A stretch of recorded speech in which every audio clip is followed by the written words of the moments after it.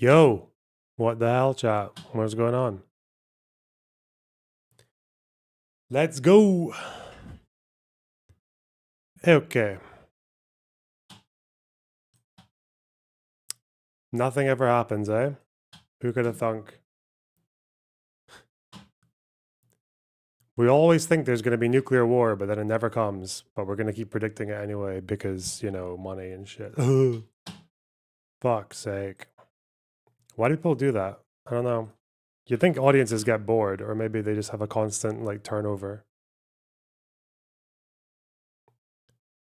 Okay. Okay.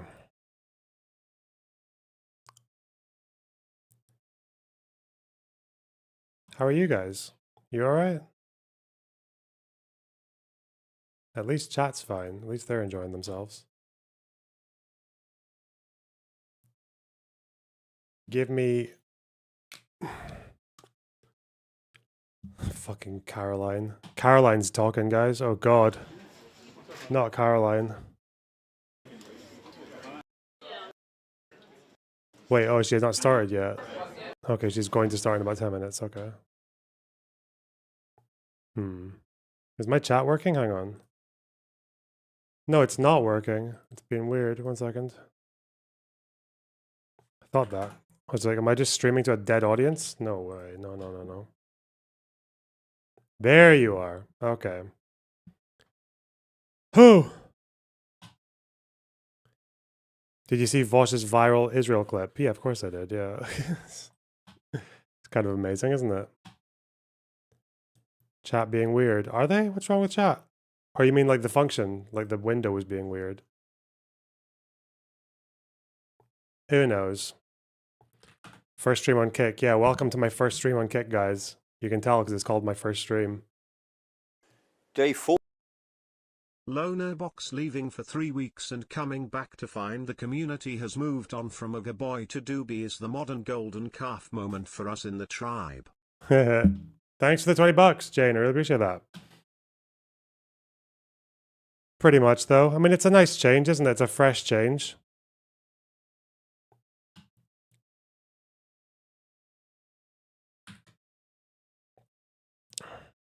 Can't get stuck on the same thing for too long. 40 of the war could have been Apocalypse Now, instead of which it feels like Apocalypse Postponed. Ooh, because both sides really? have agreed to a 2-week pause, a ceasefire, while they try to work something out. The Americans have submitted a 15-point set of red lines via Pakistan, which is being considered, and the Iranians have submitted a 10-point series of red lines via Pakistan, which the Americans are thinking about. And President Trump said about this 10-point Pakistan W. Well, I don't know, because one of the accusations, and I don't know if this is true, I think, again, we'll never know exactly what was said behind closed doors until like fucking decades later, but it seems now that I'll do it later. Fuck me. I'll just see what this guy's got to say. Series of demands that he thought it was a workable basis for negotiation. That's very curious when you consider some of the things that are in these 10 points. One thing that's in these 10 points is an Iranian demand that the Americans close their bases in the Middle East and withdraw their troops. Now, this is a view of some of the main bases, not all of them by any means, but some of the main bases in the region. There are 40,000 American troops normally in the Middle East, plus the 8,000 or so extra who have arrived there in light of this particular crisis. The chances of the United States withdrawing troops, still less closing bases, which have been open for many years, is absolutely zero. They just won't do it. Another Iranian demand is that they be allowed to maintain their civil nuclear power capacity. And they've always said this. We want to be a civil nuclear power, and they say we have no desire. They also wanted to completely abandon every resolution from the IAEA when it comes to Iran, the nuclear agency, and also all the sanctions, like every single one, gone. To develop a nuclear weapon. Not just now, they've been lying about that for the last 20-odd years, and presumably they'll continue lying about it. But here's the other issue. In their main nuclear plants, these three were hit by the United States, Fordo, Natanz, and Isfahan, not Bushehr in the south. They were hit last year. And somewhere in the rubble of those three plants, it is believed that the Iranians have got 400 kilos of highly enriched uranium, enriched to about 60%, highly enriched uranium. It may be under the rubble of Isfahan, maybe it's under the rubble of Natanz, maybe it's been split up into 2 or 3 tranches, or maybe it is underneath Pickaxe Mountain, which was built near the Natanz plant, and it's very, very deep, very inaccessible, and it's possible that the Iranians move their uranium. Is Pickaxe the one that wasn't bombed? One of these wasn't bombed in the 12-day war. Was it Bushehr or was it Pickaxe? I think it was maybe Pickaxe, but I don't know. Into Pickaxe Mountain before the attack of June last year. Either way, the United States is not going to get its hands on this 400 kilos of highly enriched uranium, whatever it says about Iran's nuclear ambitions for the future. But of course, the most immediate issue is the Strait of Hormuz. And Donald Trump has said that these straits will be released as of today, that the straits will immediately become open to shipping. The Iranians have said, well, they will open in the next day or so. But here's the big issue. The normal channel in the Strait of Hormuz goes like that, right around the straits and then along the Iranian side of the Gulf itself.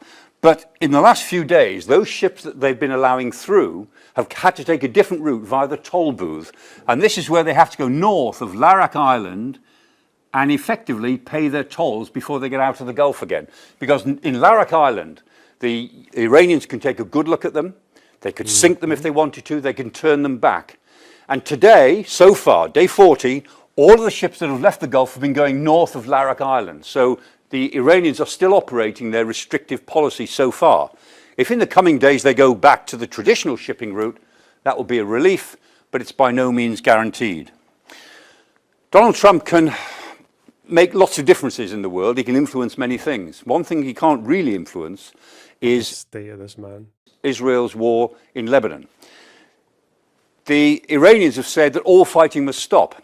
But the Israelis have made it very clear with the most extensive attacks today on Lebanon since the 28th of February that this ceasefire is not to them. They actually will carry on with their war against Hezbollah in Lebanon, whatever happens in the Iran-United States arrangements. Which leaves President Trump claiming victory. He says that we have been completely successful diplomatically on all fronts. Well, if we look at all the things that the President has said over the last few weeks about what America's aims are, and they keep changing, but if we put them all together, the fact is not one of those aims has been unambiguously achieved. And some of them are in a worse state now than they were before he started. So he can claim victory as much as he likes, but the rest of the world, and quite a lot of people in America, probably won't agree with that as they consider the implications in the days and weeks ahead. Right. So if you want the gist of what's going on now about what happened yesterday after Trump threatened to end all civilization in Iran or whatever else if they didn't accept a deal, etc. So obviously Trump made that warning for the 5th time to go after power plants and other civilian energy sources and bridges and infrastructure in Iran. He, at the 11th hour, I think almost literally the 11th hour, announced a ceasefire with Iran. The problem is we have no idea what the terms of the ceasefire are. Iranian state media has published that their 10-point plan, their 10-point proposal has been accepted. Trump initially said something like Iran's proposition is workable for the next 2 weeks, because that's how long the ceasefire is supposed to be. And that is impossible to believe. We'll see why in a second.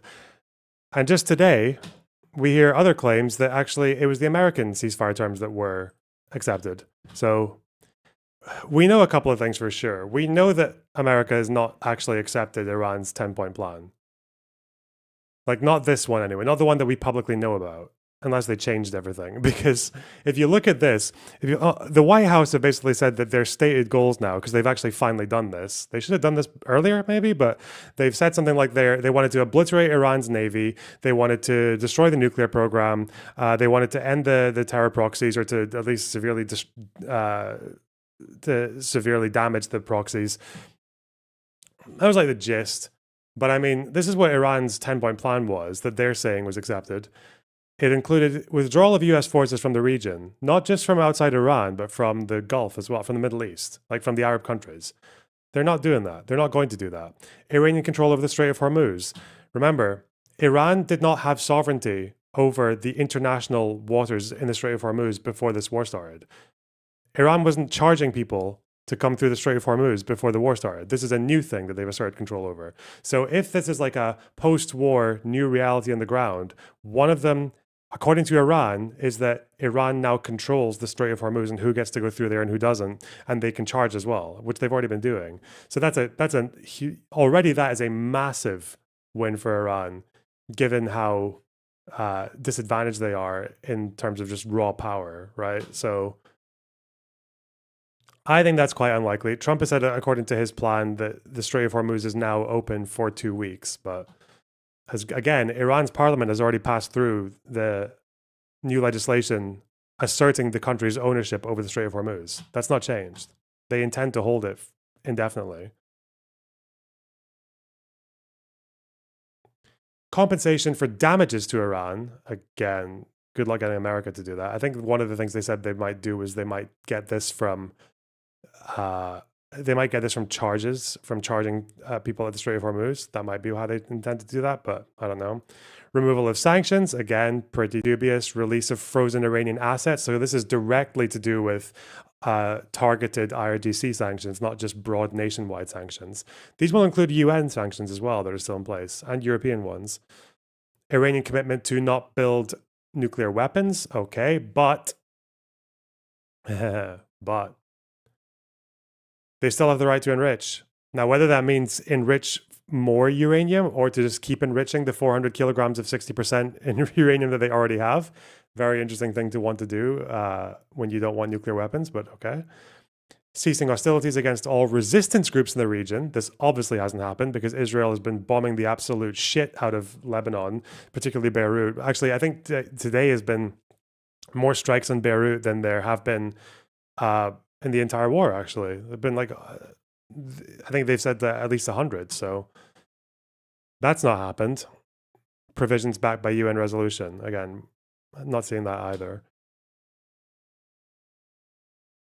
Like, I think if the US even accepts one of these, most of them are like would count as a big win for Iran, let alone 10 of them. Let alone several of them. Sidon was hit hard today. Yeah. A White House official said that the 10-point peace plan that Iran publicly released on Wednesday differs. So it's a different 10-point plan. From the plan that Trump said was workable basis on which to negotiate. The official declined to elaborate on the differences, but said Caroline Leavitt, the White House press secretary, was expected to clarify at a 1 p.m. briefing. That's now! Is she on? Hey, Queen! Come here. She's late. She's late. We're going to wait here for her, though. It's a different 10-point plan. Dude, just change the number of points. Come on. You can't have two 10-point plans in a war. It's confusing, okay? It's ruining everything for anyone. I wonder if Pakistan, I don't know how serious this is, but there is a claim that Pakistan just kind of gave two different 10-point plans to each country. That's not true. I refuse to believe that it's that stupid. That Pakistan got this ceasefire by basically just promising two different things to two different parties in the war. We don't even know if the ceasefire really includes Israel at all. Even when it comes to Israel vis-a-vis Iran. We don't know. Definitely not Lebanon. It hasn't excluded Lebanon because, like I said, Lebanon's been getting pounded just today after the announcement, way after the announcement. Iranian rockets were firing at Israel and Iranian missiles were firing at Israel just as the ceasefire was announced yesterday. Like there were literally, as the ceasefire was getting announced, a few minutes later, the Israelis were getting alerts on their phones that there was an incoming strike. So there's just so many gaps. There are so many gaps in this whole story. Yeah, Washington said that Lebanon's excluded. Yeah, which again completely contradicts one of Iran's big goals, one of their big objectives, which is because again, I mean, this 10-point plan. Like, if anyone thought this was actually going through, like I saw a tweet from like Owen Jones or something saying like, "Oh yeah, whoa, this is what Iran said happened. Oh, if that's true, that's great. That's huge. If it turns out to be true, as if he actually thought it was possible that was true. It obviously wasn't. There's no fucking way. If you looked at this and you thought this is the 10 points that Trump was referring to yesterday, you're mental. You're completely out of your depth. But whatever. I will say though, given just the current state of things right now, what an abysmal failure from America and Israel. What an abysmal failure. Again, they could have gotten out of this so easily if they just actually stuck with realistic goals, that they don't have to silence dissent in the military and they have to do this whole Pete Hegseth top-down micromanaging and deciding at the last minute this person who should be a general for promotion actually isn't one for some arbitrary unknown reason, or surrounding yourselves with yes men and downplaying risks to different people before you're trying to make the case for the war, as we know that Pete Hegseth has been doing. We know that on some occasions during this war that Pete Hegseth has actually had generals disobey his orders. And this is open now, as far as we know. Like, we don't know what the orders are yet, or maybe they've come out. But as of yesterday, we found out that generals were going against Hegseth's wishes because he was just asking them to do things that were unreasonable. I guess we'll find out eventually, but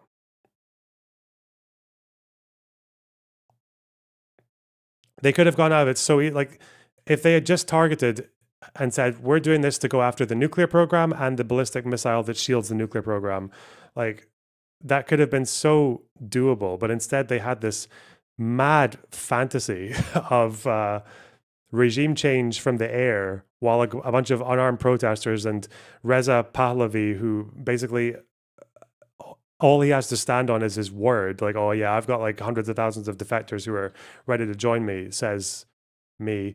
It just...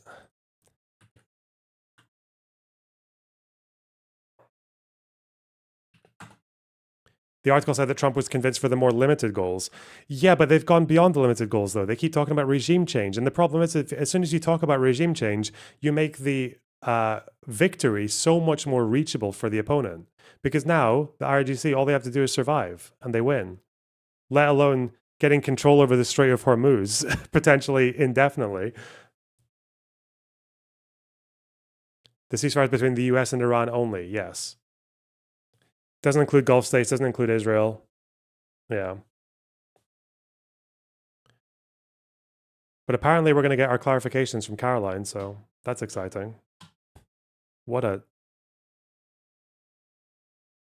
unbelievable failure, though. And it's thankfully it's losing Trump support amongst the Republicans as well. Even, I mean, maybe for different reasons, because if it's anti-Semitism or whatever, like with the anti-Israel shit from Republicans now. But yeah, they, as far as like they are, it is definitely a nail in the coffin for Trump. The fact that this war was unpopular to begin with, and they've just made it guaranteed to be forever unpopular because they have already like Trump's already spoken in a way that makes it unwinnable, because he's just reached so high in terms of his stated ambitions.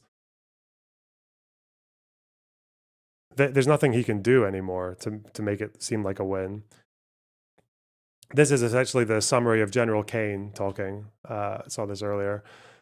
13,000 targets hit, 80% of Iran's air defense destroyed, 1,500 air defense targets, 90% of the Navy sunk, 800 drone facilities, 150 ships. Every single factory that produces Shahed drones struck. Again, talking about just saying that they were struck and not specifying any percentage or any proportion of the drone production capacity that's gone is a bit dubious. Missile production facilities gone. I mean, as far as degrading the ballistic program and their drone program and their nuclear capabilities, again, like that's, I think, more or less, you could call that a success. But even then, like that, I feel like that's the kind of thing that they could have done in a couple of weeks. I thought that they could have just done that within a couple of weeks.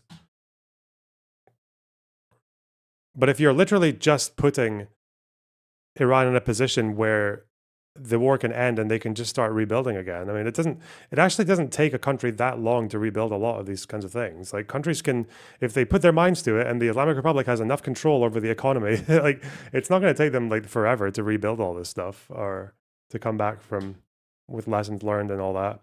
What's the first comment here? I say this as an Israeli and basically unconditional support of the IDF. This is classic Israel. Massive and impressive military dominance resulting in zero meaningful results. I mean, yeah, that's it. Like, it's asymmetrical warfare. You dominate on the battlefield, and then you come out at the end of it with nothing to show for it. Solid.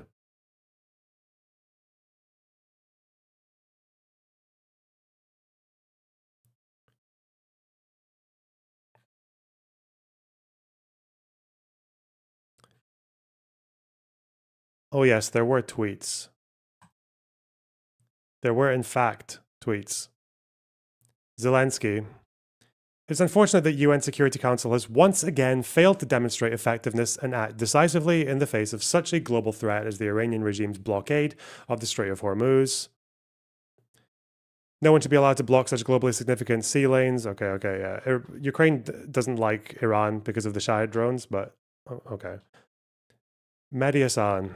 It's astonishing that you, a world leader who many respected for standing up to an illegal attack on your country, now support an illegal attack on another country. It completely kills your credibility. Right now, Iran is Ukraine. You may not like to hear that, but that is a fact.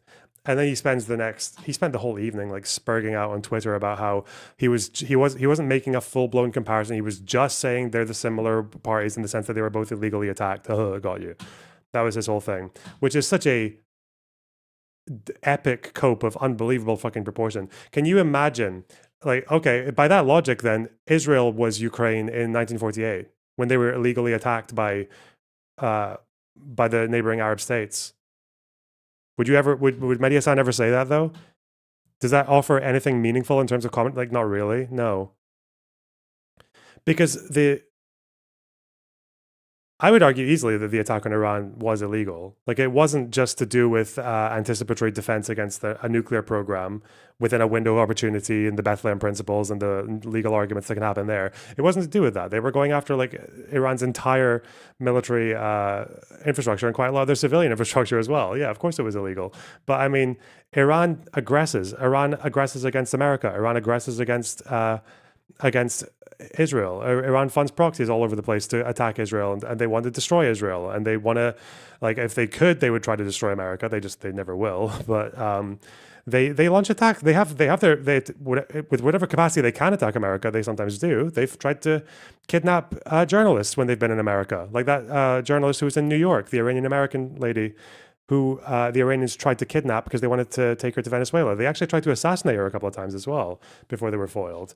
So to say this, like, Iran is Ukraine, it's so. What did Ukraine do again? What was their provocation? Oh yeah, it was they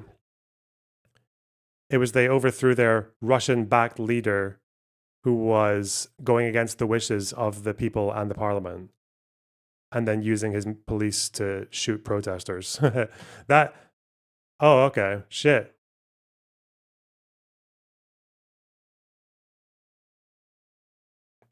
That's what Ukraine was doing compared to the amount of fuck around and Iran does on the fuck around and find out meter.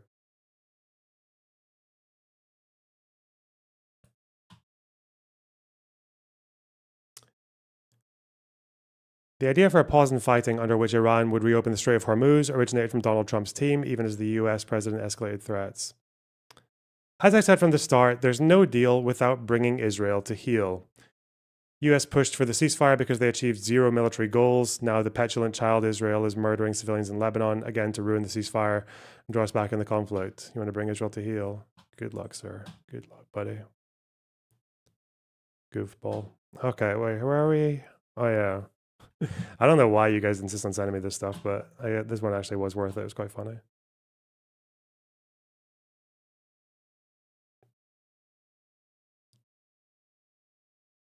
Yeah, Zelensky wasn't even supporting the attack. Yeah, you're right. He was attacking the UN's weakness when it came to Hormuz. That's it.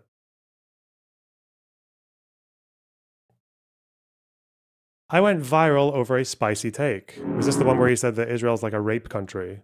That they all love rape?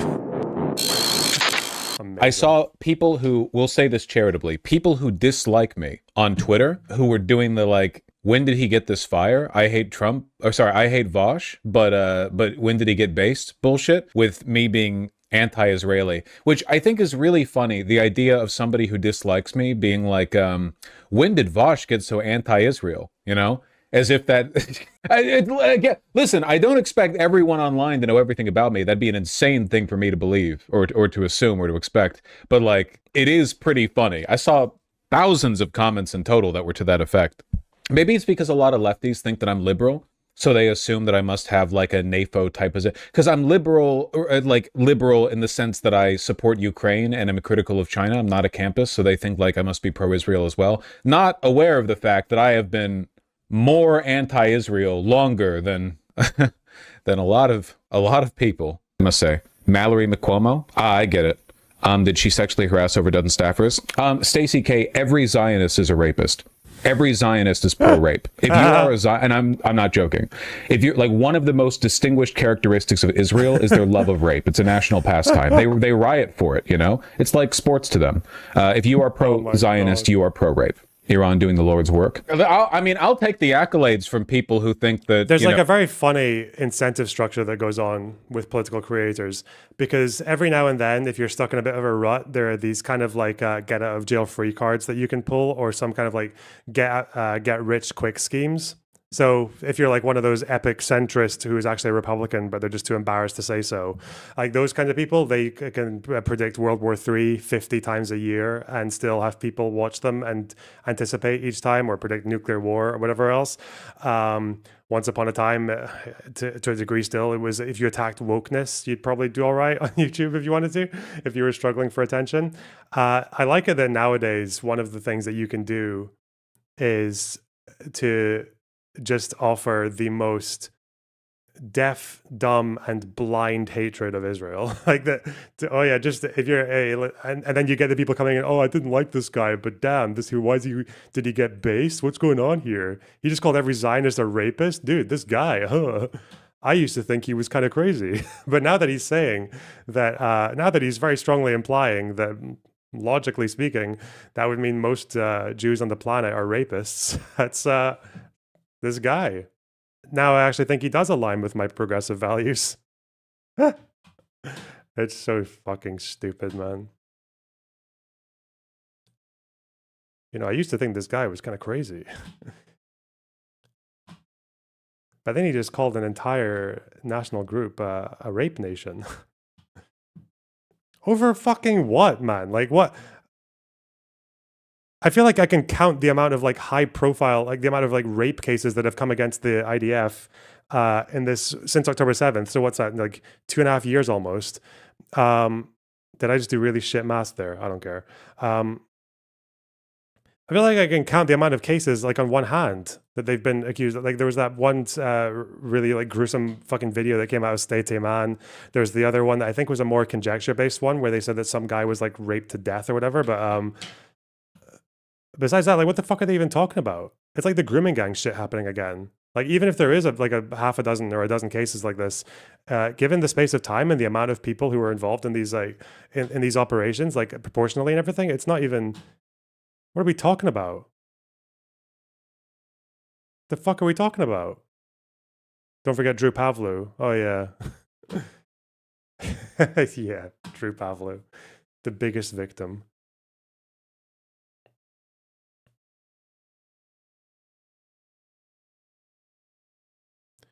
They're only referring to that one right-wing protest against punishing the guards at that one prison.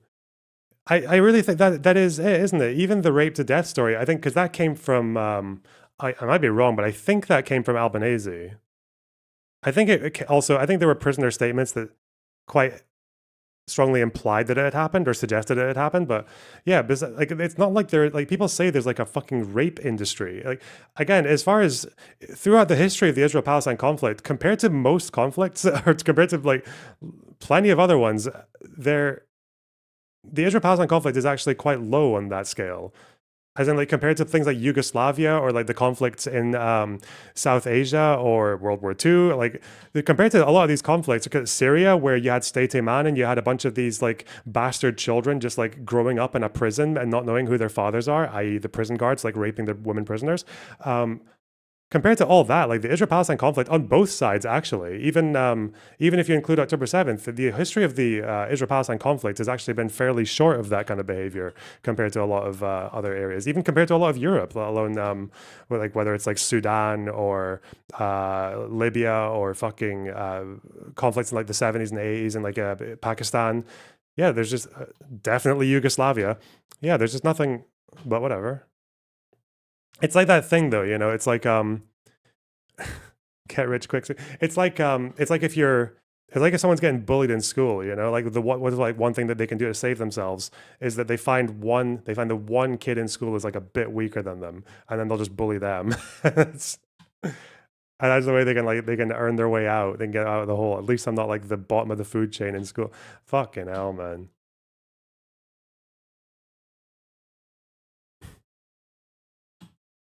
You know, Crimea is Russian or what? I mean, like, ought to be Russian.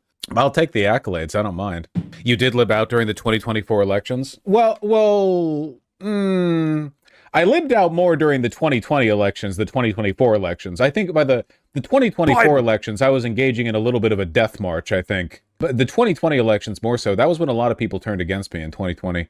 You're going to live out so hard in 2028? Bet. Put money on that shit. I want a tier 4 sub if you're wrong. To be fair, you've been a bit campist recently when it comes to your attitude in Iran. I think that I wonder if someone had told this to Vosh ahead of time. Like, they're okay, yeah. So a lot of these like tanky third worldist campus lefties, they all hate you. They think you're a pedophile. They think you're a lolly horsefucker, rapist, lib, UN blue helmet. They think you're all these things.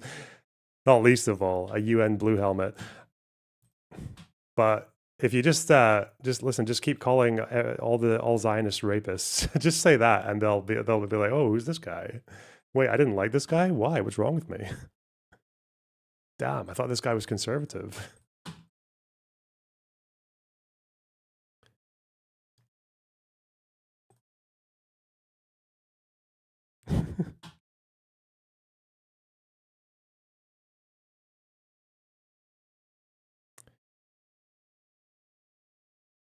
So we have a 2-week ceasefire. That's the gist. Between America and Iran. Not between Israel and Iran, definitely. That's not 100%. It's definitely not Israel and Lebanon, because Beirut is getting probably one of the worst beatings it's been getting today since the start of the war. A partial pause. The Strait of Hormuz is still closed. I don't actually know. Caroline is still late. Is she? Wait. How can she be that late? I guess she needs to prep. She needs to do her breathing exercises. Yeah, what we have is a 2-week ceasefire with unknown terms. I don't know. It's very exciting. Whatever happens next, anyone's guess. What can I say? If it ends like this, it's an apocalyptic level of failure from the United States and from Israel.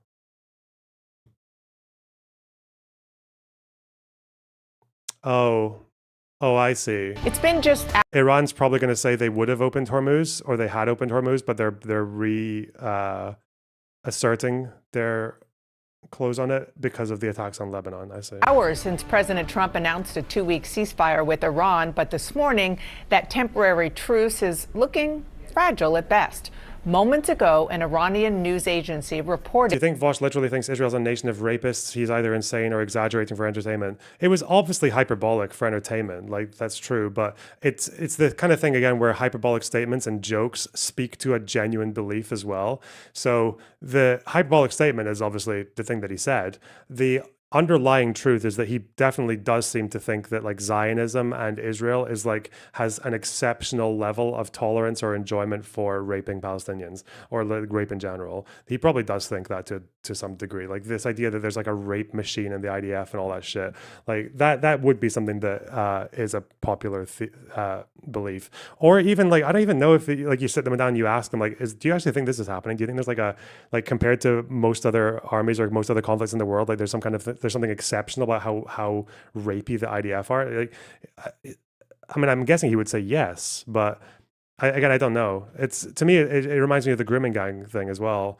Only even then, the Grimmin Gangs, like they were obviously not as disproportionately represented as they said they were. They actually accounted for a tiny minority of assaults in the UK, but they did have like thousands of victims. At least in one case, like 1,400 over a decade. They had loads of victims. But even with the IDF claim, I don't even know if I've seen more than like half a dozen or a dozen victims. There are plenty of victims when it comes to mistreatment and like I guess like some of it being sexual based, like to do with like prolonged strip searches and things like that. But like the idea of like this like the rape industry or whatever in IDF prisons, like, I'm not seeing that. I'm not seeing that. And I think you can tell because the one instance they always point to is State Man. It's like whereas I feel like they would have more. It's just like that mismatch between like the rhetoric and the amount of focus versus like the proportion of the issue. Tehran halted oil tankers traffic through the Strait of Hormuz. Reopening the strait to commerce, of course, was a key part of the deal the president and his administration says Iran signed on to. Listen to Secretary Hegseth this morning. What has been agreed to, what's been stated, is the strait is open. Our military is watching. I'm sure their military is watching, but commerce will flow.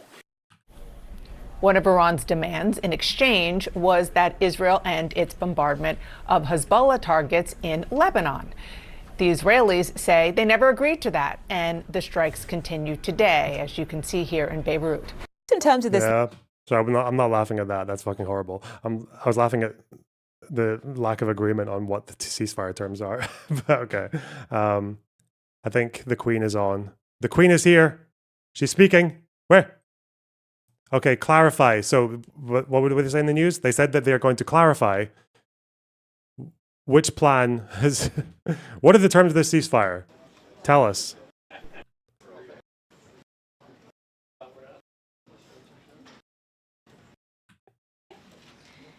Before I discuss the ceasefire with Iran, I have a quick update from the First Lady of the United States.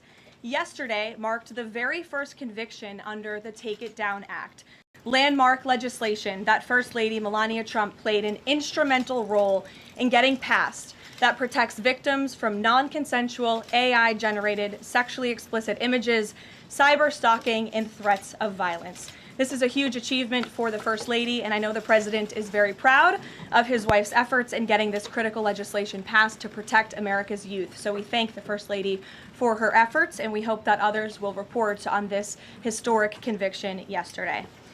With respect to the 2-week ceasefire announced by President Trump last night, this is a victory for the United States of America that the President and our incredible military made happen.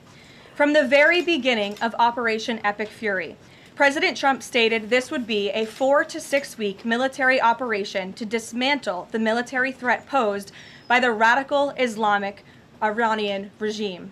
Thanks to the unbelievable capabilities of America's war fighters, the United States has achieved and exceeded those core military objectives in just 38 days.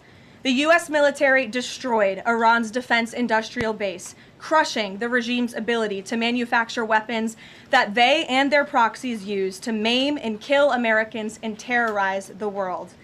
Iran's ability to build and stockpile ballistic missiles and long-range drones has also been set back by years compared to where it was 6 weeks ago prior to the launch of Operation Epic Fury. We destroyed the vast majority of Iran's ballistic missiles. So this is sounding very like it's finished.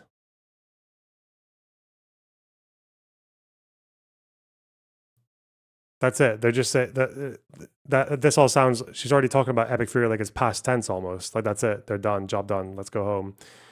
I mean, I guess the regime change stuff was just memes from Donald Trump then, because the regime has not changed.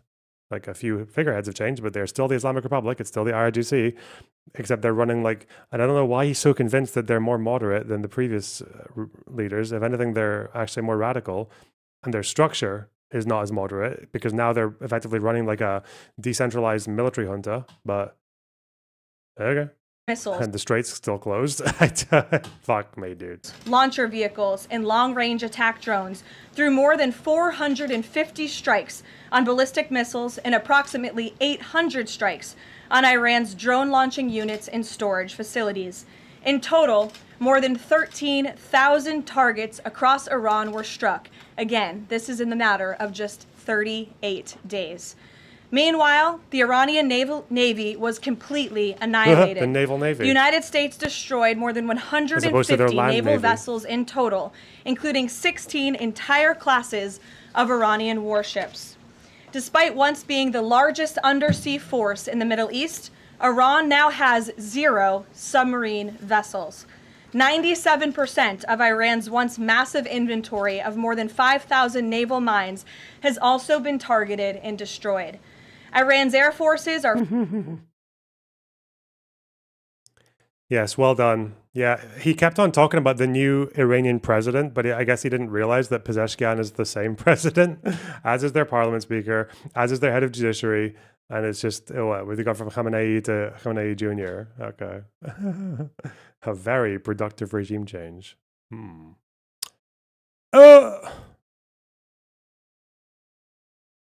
What the fuck? What's this one? Are functionally and operationally irrelevant at this point, after the United States maintained total air dominance over their country for weeks on end. To underscore the significance of this, before Operation Epic Fury, the Iranian Air Force would fly between 30 to 100 flights per day. Today, that number is 0. Iran's ability to fund and support its terrorist proxies has been greatly reduced. At this point, Iran can no longer distribute weapons to its proxies in the region. And most importantly, Iran will not be able to acquire nuclear weapons. Prior to the start of this successful operation, Iran was aggressively expanding... And they still assert their right to enrich more. ...its short-range ballistic missile arsenal. Through these weapons and its navy, Iran was attempting to build a military buildup around their country that would pose an imminent and existential threat to the United States military assets in the Middle East, our allies in the region, and ultimately the free world. Iran was pursuing this dangerous and aggressive strategy for one reason: to hold the entire world hostage to its terrorist ambitions. The Iranians aimed to use their expanded military capabilities as a shield around their country to continue achieving their ultimate goal internally, building nuclear bombs. Dang. But their murderous and evil plans have been blown up, quite literally and figuratively, along with their military, their nuclear program, and most of their senior leadership, including the former Supreme Leader Ayatollah Ali Khamenei. Their command and control structures were also massively disrupted. Allah Khamenei. But the guy, his name's fucking God. Okay, nice. After being struck more than 2,000 times. Many of their remaining leaders are paralyzed in fear and no longer enjoy the freedom to move around their country freely and meet openly. Thanks to the unmatched excellence of our warriors at the direction of the Commander-in-Chief, the world has just witnessed a historically swift and successful military triumph. It's the French Allah. President Trump started Operation Epic Fury with strategic military objectives, and the United States has clearly achieved them. As we mark this progress, we also remember and honor the 13 American heroes who laid down their lives in this noble effort. I know President Trump and our grateful nation honors their ultimate sacrifice, and we will never forget them. May God bless their families.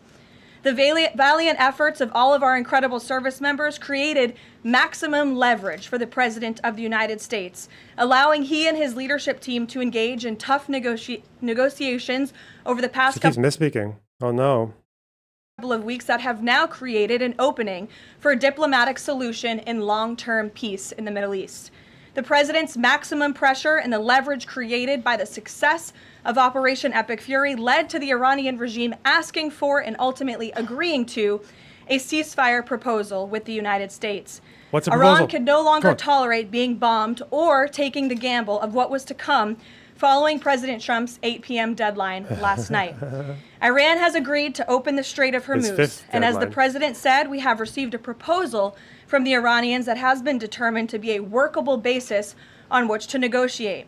I've seen a lot of inaccurate coverage today from the media about these negotiations and these plans already. So let me be clear and correct the record. The Iranians originally put forward a 10-point plan that was fundamentally unserious, unacceptable, and completely discarded. It was literally thrown in the garbage by President Trump and his negotiating team.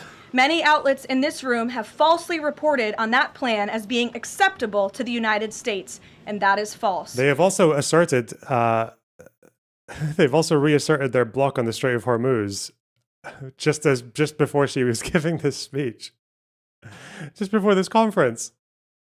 With the president's deadline fast approaching and the United States military completely decimating Iran with each passing hour, the regime acknowledged... Surely there's still one person in the room who can be like, Ms. Levitt, what are your thoughts on the fact that the strait's closed again? Oh no. reality to the negotiating team. They put Is it forward gonna a reach more her? reasonable and entirely different and condensed plan to the Okay. president and his team. President Trump and the team determined the new modified plan was a workable basis on which to negotiate and to align it with our own 15-point proposal. The president's red lines, namely the end of Iranian enrichment in Iran, have not changed. And the idea that President Trump would ever accept an Iranian wish list as a deal is completely absurd. The president will only make a deal that serves in the best interests of the United States of America, and he as a negotiating team will focus on this effort over the next 2 weeks, so long as the Strait of Hormuz remains open with no limitations or delays. These extraordinarily sensitive and complex negotiations will take place behind closed doors over the course of the next 2 weeks. I would strongly advise the media against running with narratives that have no basis in fact. What Iran says publicly or feeds to all of you in the press is much different than what they communicate to the United States, the president, and his team privately. Breaking news. Iranian Foreign Minister Abbas Araghchi raised alleged ceasefire violations in Iran and Lebanon by Israel during a phone call with the commander of Pakistan's army, according to a statement from the foreign ministry. Araghchi expressed appreciation for the constructive and responsible role of the Pakistani government and his continued and effective efforts to end the war and strengthen peace and security in the region. Man, I really wonder, did Pakistan just be able to go to both sides and say, yeah, the 10-point plan's been agreed to? The other side said yes to the 10-point plan. And they're both just like, yeah, okay. Whoa, I didn't expect that, but that would be quite cool if Pakistan did that. That would be Pakistan #1. Total shitpost.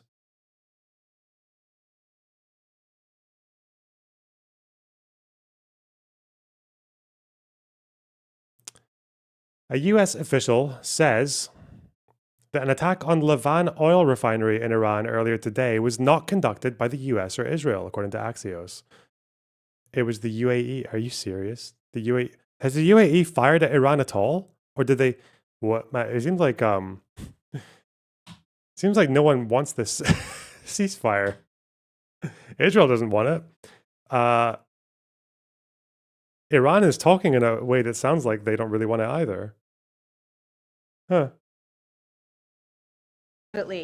Never underestimate President Trump's ability to successfully advance America's interests and broker peace.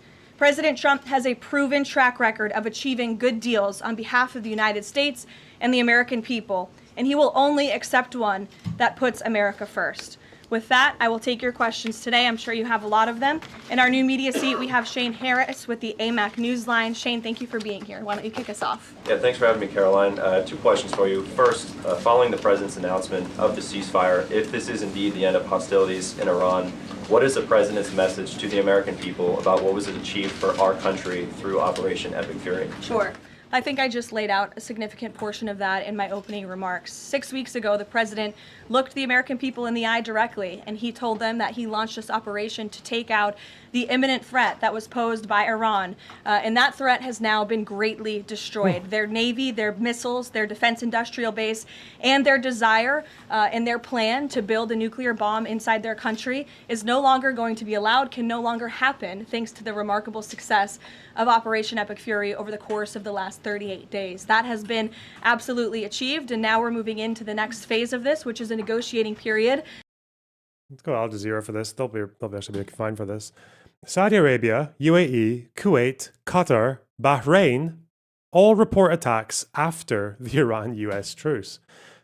Several strikes reported across the Gulf region hours after the US and Iran announced a ceasefire for 2 weeks. I didn't know it was this many countries. What the fuck? The UAE on Wednesday said that its air defenses were actively engaging incoming missiles and drones from Iran. Defense Ministry said in a statement that the sounds of explosions heard in different areas across the country were caused by air defense systems intercepting ballistic missiles, cruise missiles, and unmanned aerial vehicles. Man, maybe is it just Trump piecing out and then leaving the rest of them to fight amongst each other? Regional war, woo!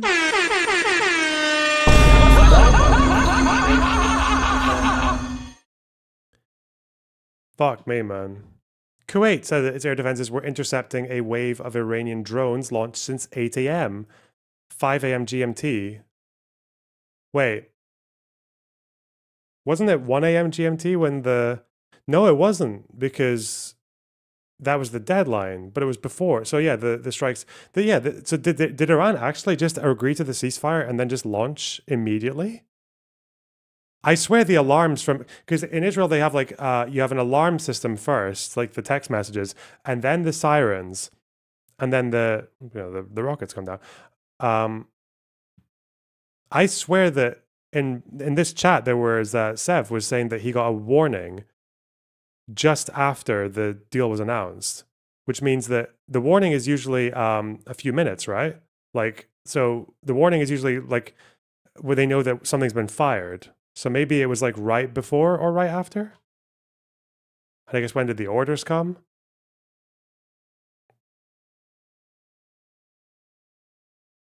Huh. Yeah, it seems like, given this timeline as well, this seems like it would have happened just after the deal was announced.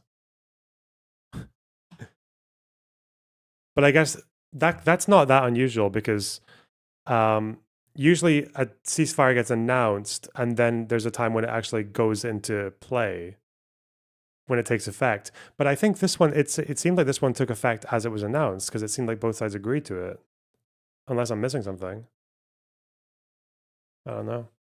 To put some fine points on this and to hopefully broker an agreement that can achieve long-term peace in the Middle East. Yeah, and then second, what is the president's message to American seniors who have a much higher voter participation rate and they're likely to be a key swing vote in the midterm elections? Well, the president loves our seniors across the country. And as you know, the president signed the one... We got the text message in the UAE as well. Yeah, it seems like, so that's, as well as Israel then, you had what? 1, 2, 3, 4, 5, you had 6 countries then got missile warnings either during or after the announcement of the ceasefire. Huh. Fun. Beautiful bill, the Working Families Tax Cut last year, which greatly reduced taxes on Social Security for our seniors. In fact, thanks to the Working Families Tax Cut, nearly 90% of seniors will no longer pay tax on their Social Security. That's a huge win for our seniors and also for our middle class and working families across the country with the no tax on tips provision and the no tax on overtime. Next week is tax week. You'll hear a lot from the president about how his policies have benefited the American people, and I'm proud to report that the president will be traveling next week to the great states of Nevada and Arizona to tout this historic accomplishment over the course of the next week. Thank you for being here, Shane. Gabe. Thank you, Caroline. Iranian state media is saying that Iran has now closed off the Strait of Hormuz today in response to Israeli attacks on Lebanon. What's the White House response to that? And remember, she literally said earlier that the strait was open, and now she's just getting the update as she's giving the conference. Oh no. Hegseth was asked this as well with Dan Kane.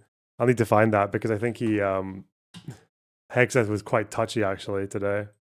You just listed many military successes. I understand that, but strategically, she's looking for her note. Wait, I wasn't told that. Iran does not have more economic leverage.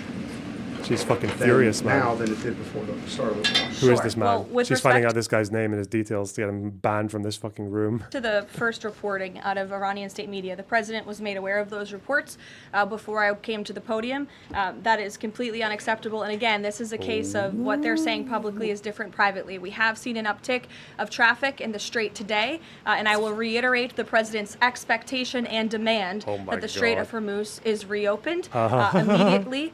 quickly and safely. Yeah. That is his expectation. Or and else it has been what? relayed Or to else- him privately that is what's taking place, and these reports publicly are false. This is going to be the shortest 2 weeks. Threatened that a whole civilization would die if a ceasefire deal wasn't reached, understanding that Iranian leaders have previously said death to America. But why is it appropriate for the President of the United States to use that kind of language when talking about civilian targets?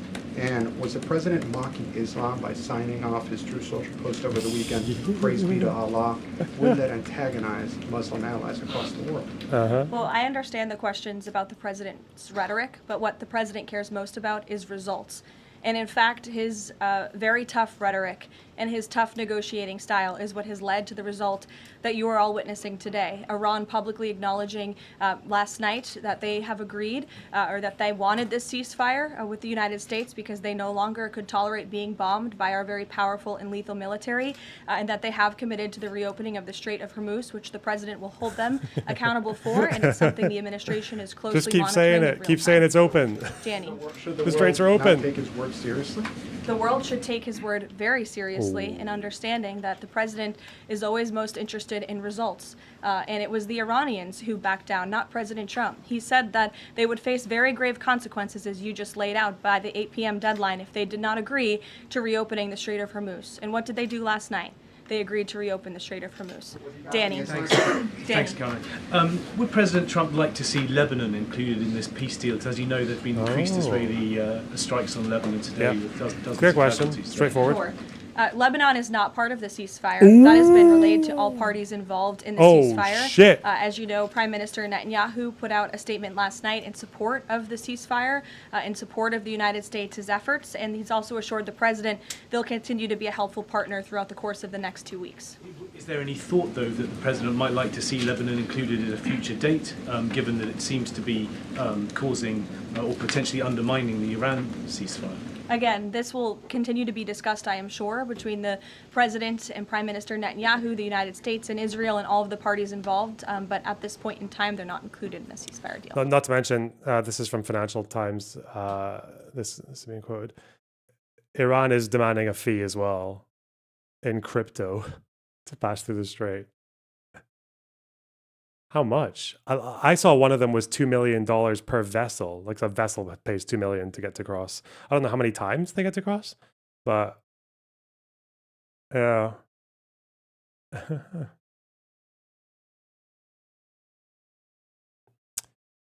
This is Hexeth, and I think this is Dan Kane being asked about it by Daily Wire, actually, no less. I think this is the question. Right here. Thank you, Mr. Secretary and General Kane. Mary Margaret with the Daily Wire. 2 questions. Iran has said that safe passage through the Strait of Hormuz will be possible in coordination with Iran's armed forces and, quote, technical limitations. What do you believe that means? And then we've also heard reports that Iran has continued striking targets well into this morning. At what point are we beyond a grace period? Are we giving them a grace period? Is there a miscommunication there? What's going on with that? What we know is that Iran is going to say a lot of things. A lot of people are going to say a lot of things, claim a lot of things. What has been agreed And to, do what's been things? stated is the strait is open. Our military is watching. I'm sure their military is watching, but commerce will flow. And that's what you saw the markets react to, is that reality. As far as they didn't. The shooting market, that, dude, we you were- fucking retard. The markets have responded to an announcement that the strait is open, actually. How do you think the markets are going to react a few hours later or a day later when it turns out that actually that announcement was not quite accurate? Also, why is Iran saying that they're going to coordinate with the military to go through the strait? The strait, that passageway is international waters. So when Iran says that they can coordinate with it, that's still them asserting a level of control that they didn't have before the war. We're monitoring it last night in real time. Of course we are.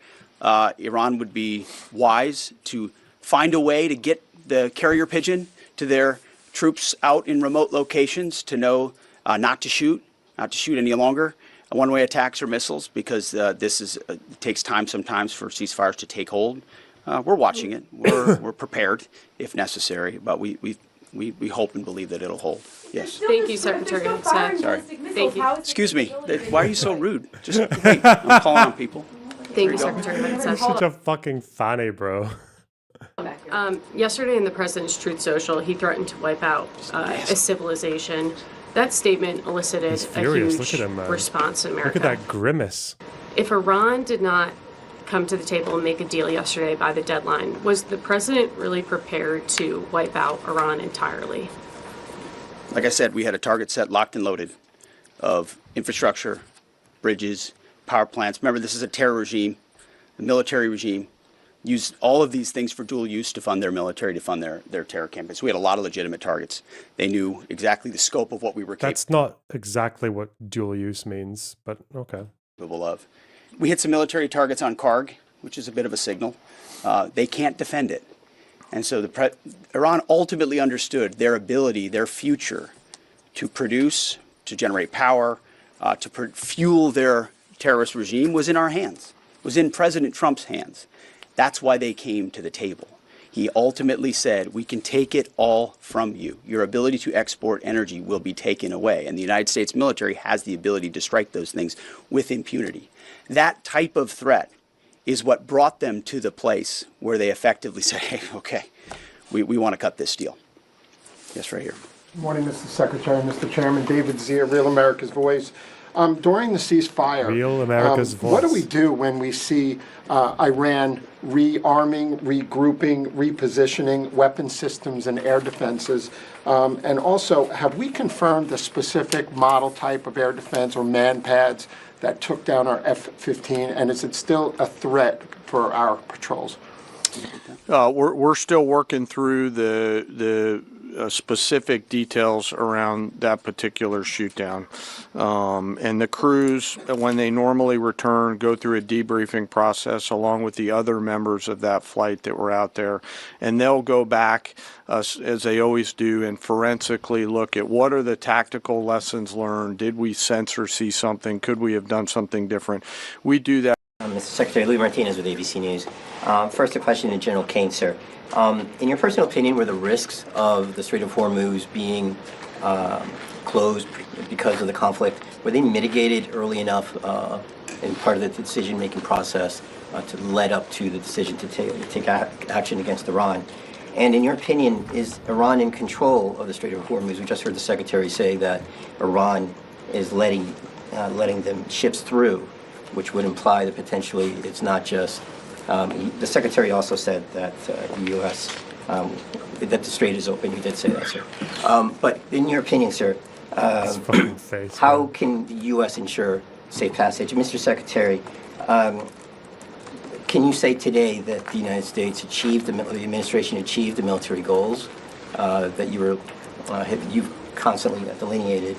But strategically, is that a victory because of that? And also, you said earlier that the president chose mercy, but you yourself had said 3 weeks ago that we will give no quarter to Iranian troops. How do you correlate those two? And do you think that your comments may have put American troops at God, risk? what a long winded. Oh, it's more of a comment than a question. Lib shit, fucking latte, cock, gay. That's all the words that are going through Hegseth's head right now. Cocksucker. No. I try to be nice up here, but you did listen to what I said, right? I laid out the objectives. We believe we've accomplished them, and it's a historic military victory. And President Trump has the option as the commander-in-chief to compel an adversary to the table, which is precisely what he did. And at the end, he chose to say, you know what, I'd rather talk to you at the table than obliterate your capability to export oil and fund your terror regime. So he did make that choice. That was his choice. He was a president of peace, and he's been willing to make those really tough calls that the American people elected him to do. Nothing we've done, not a single thing we've done. This is a typical, of course, it's ABC. Not a single thing we've done has put an American troop in more of a harm's way. We've only set our troops up to harm Iranian military capabilities, which they've done to devastating fashion. And to great success. Mr. Chairman, you had a part of that There's a question. lot in that question. I'd love to take that offline and answer it, but I'm struggling to find exactly what your question was, and that's probably me, not you. Okay, all right. Sorry about Mr. that. Chairman, it was an indictment framed as a question, so you're forgiven for understanding. Go ahead, He's please. so fucking sensitive, man. Look. Oh, God.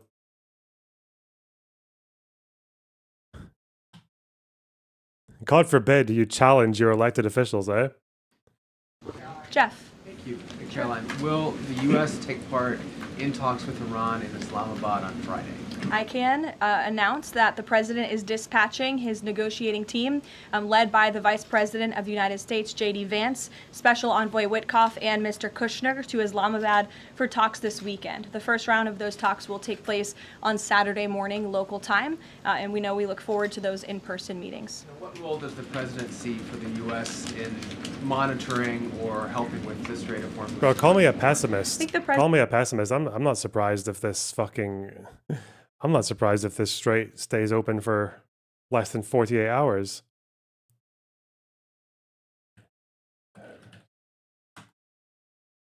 The president commented on that this morning. We're going to continue to monitor it very, very closely.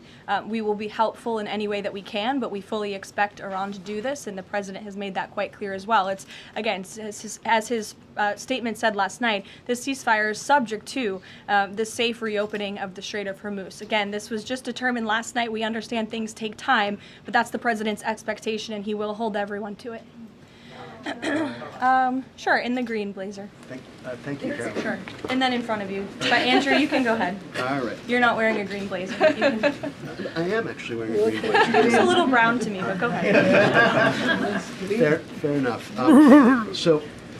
Regarding the president's rhetoric, when the U.S. invaded Iraq in 2003, George W. Bush said in a message to the Iraqi people that the military campaign was directed, quote, against the lawless men who rule your country and not against you.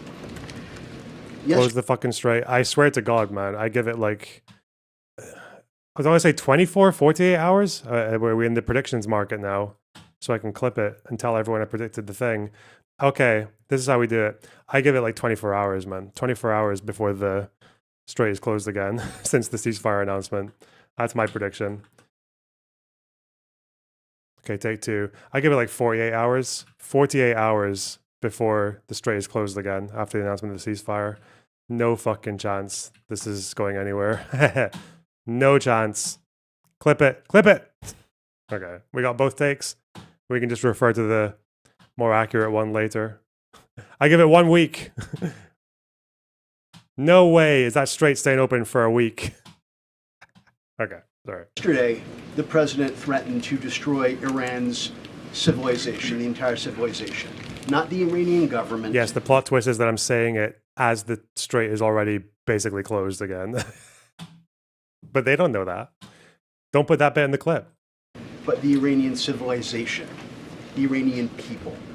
The U.S. has been a moral leader for most of its history by fighting wars against other governments, not against civilizations.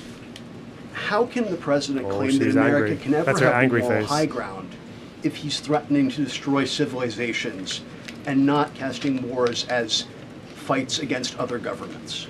Andrew, I think you should take a look at the actions of this president over the course of the past 6 weeks and the actions of our brave men and women in our United States military who have taken out essentially taken out the military of a rogue Islamic regime that has chanted death to America for 47 years, that has killed and maimed thousands of American soldiers over the course of the last 5 decades.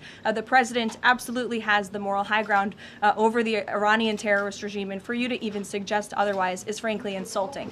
Go ahead. With all due respect, go ahead. There is just given what we've seen in Lebanon today and the increased attacks from Israel, I mean, is there any concern that Netanyahu is trying to kill the ceasefire? The president spoke with Prime Minister Netanyahu. You probably already got this question, but does the new death penalty law in Israel change your opinion on apartheid in Israel proper? Would it? Because doesn't the death penalty law apply to the West Bank, not Israel proper? Isn't it like a military rule law? Are they applying that rule in Israel proper? Maybe. Actually, I don't know. Real death.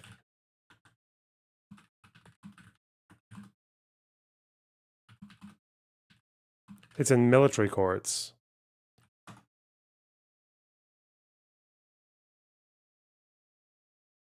Apparently, Israel already has the death penalty in their national law. but it's just barely ever used. It's only been used once on Adolf Eichmann. Is that right? Huh. Okay. Netanyahu last night. In that private conversation, Prime Minister Netanyahu relayed exactly what he said to the world publicly, that he supports the president and Israel remains a key ally and partner to the United States. They've been a tremendous partner over the course of the past 6 weeks, and we thank them for their heroic effort. If that was if they did that law in Israel proper for their own, like as in their own citizens get different criminal prosecutions, like that they're liable for death penalties, but the Jews aren't, that would be fucking crazy. As well. But yeah, they retrospectively made Eichmann a Palestinian. Okay. And the president had that conversation last night, and that was relayed to the world publicly as well. Reagan, go ahead. Thank you, Caroline. I have a question for you on Iran, and then I have a question on the Dignity Act as well. On Iran, it's been reported that the ceasefire was struck after the involvement of 2 unlikely factors, J.D. Vance and China. What role did those parties play in striking a deal?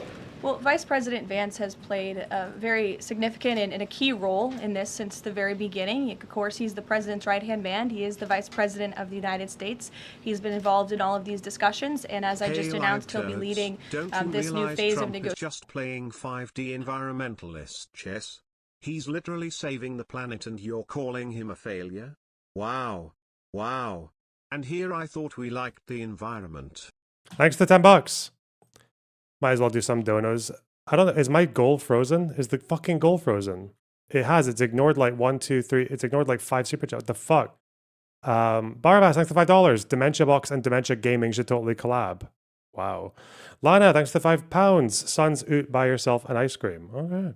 Max Copland, thanks to $4.99. And Tash Gordon with the tier 1 sub. I see the positive in this war. This is a rare Kier W. Actually, I suppose it is. Also, Kier's W's aren't that rare. Okay. He gets a hard. Kier has a few of those. Okay. Jogio, thanks to the tier 2 sub. We have been cursed with the stupid timeline. This is the time for escapism. Where's the Baldur's Gate 3 gameplay? Why have you not seduced the bear yet? Good one. Negotiations in Islamabad later this week. With respect to China, there were conversations that took place between top levels of our government and China's government. The president has great respect for President Xi. My last message in chat, quote me on that in a couple of months. I can explain further too. Are you going on a fucking special forces op or something? What the fuck? You would never announce that in a stream though, with an alias. There's no way. Anyway. A great working relationship with him and with that country, and he looks forward to visiting China in just a few weeks. And on the Dignity Act, it's getting a fresh push through Congress. It would give some illegal immigrants in the country a path to citizenship. What's the White House's position on this legislation, and would the president sign it if it made it to his desk? Honestly, Reagan, I haven't spoken to the president about the legislation, but I will have that conversation, and we'll get you our formal position on it as soon as we can. You're welcome. Go ahead. The president suggested in an interview this morning that he would support a joint U.S.-Iranian venture to charge tolls for ships going through the strait. Does the president believe that the U.S. should earn revenue from the Strait of Hormuz going forward?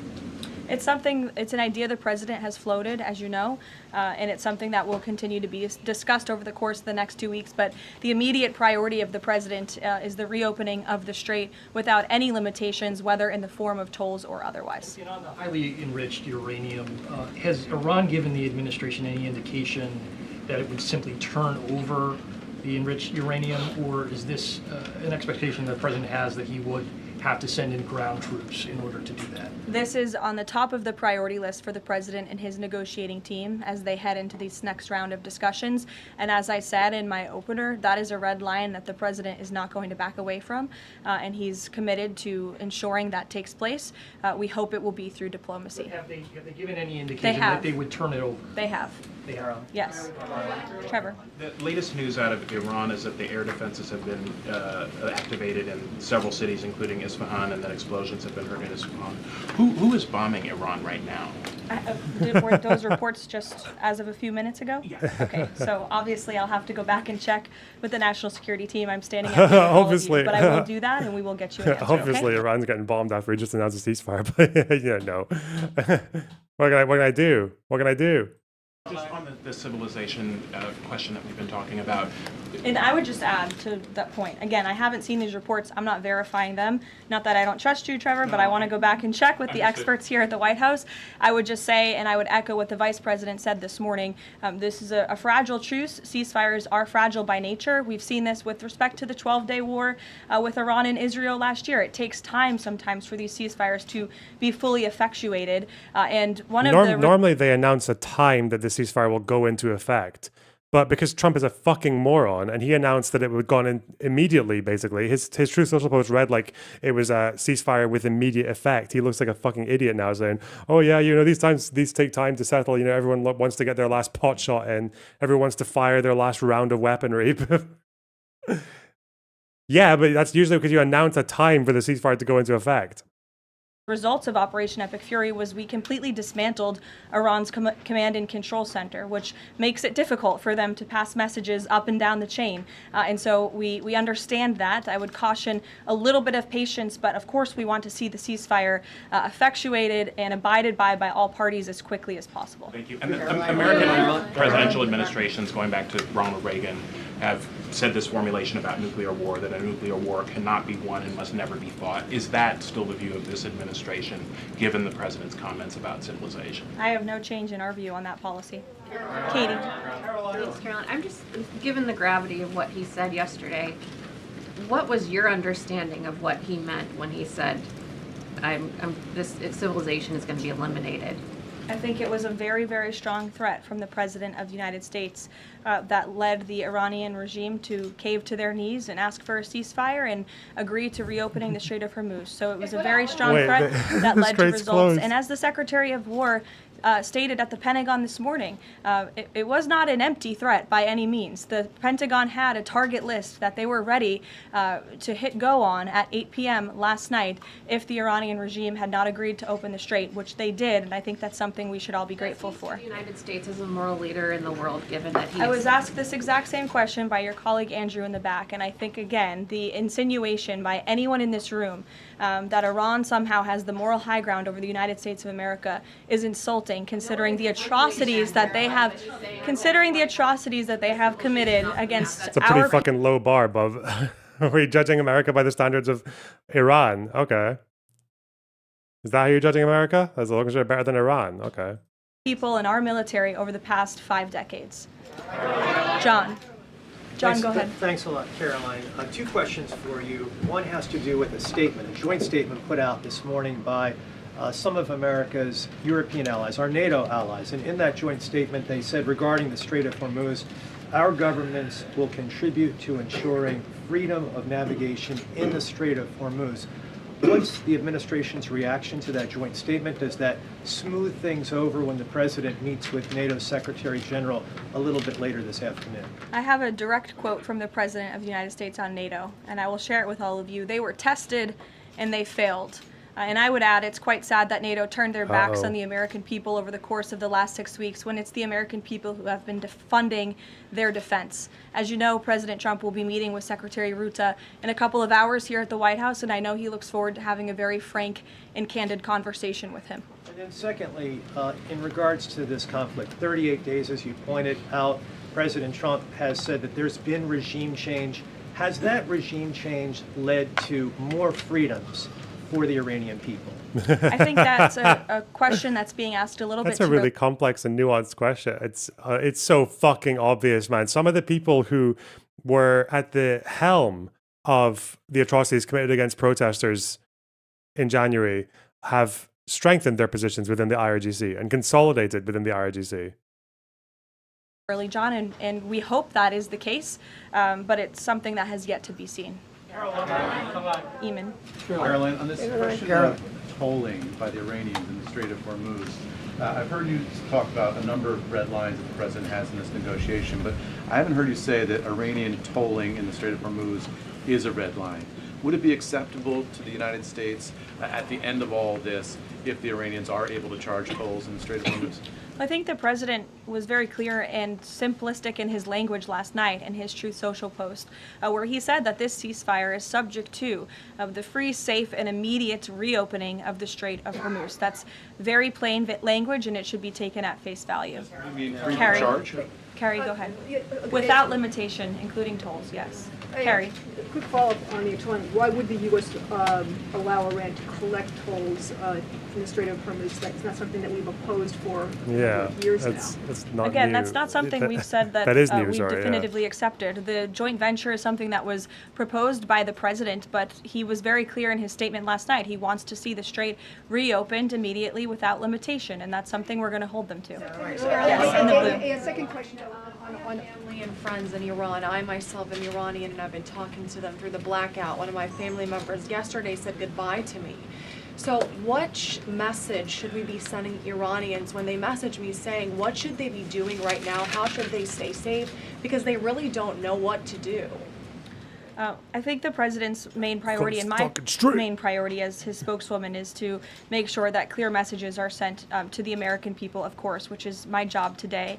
With respect to the Iranian people, the president, has taken out the imminent threat that was posed by their military to the United States, to our allies in the region, to our forces in the region, and of course, as the president has long said, he hopes that Iran will be a country of peace, of prosperity, and we're moving into this next round of negotiations to hopefully come to an agreement with this new regime that will create long-term stability in the Middle East. He has said that they should stay inside of their homes and also take back their country. So how there's what happened there? I thought there was supposed to be some grand announcement that it was ready. There was going to be a time. There was going to be a go-ahead given to the protesters to take over their. Is that just done now? Is that just like a? Is the stay in your home thing just permanent until the regime comes and kills you? contradiction there. So how do you address that? Again, we're moving into this next round of negotiations with the remnants of the regime and those that we are speaking with now to hope. Pahlavi is speaking tonight. Well, we'll see. Because he currently seems to have been the most, like, hot air fucking presence in this entire war, right? Like, he hasn't done anything. He hasn't made anything happen.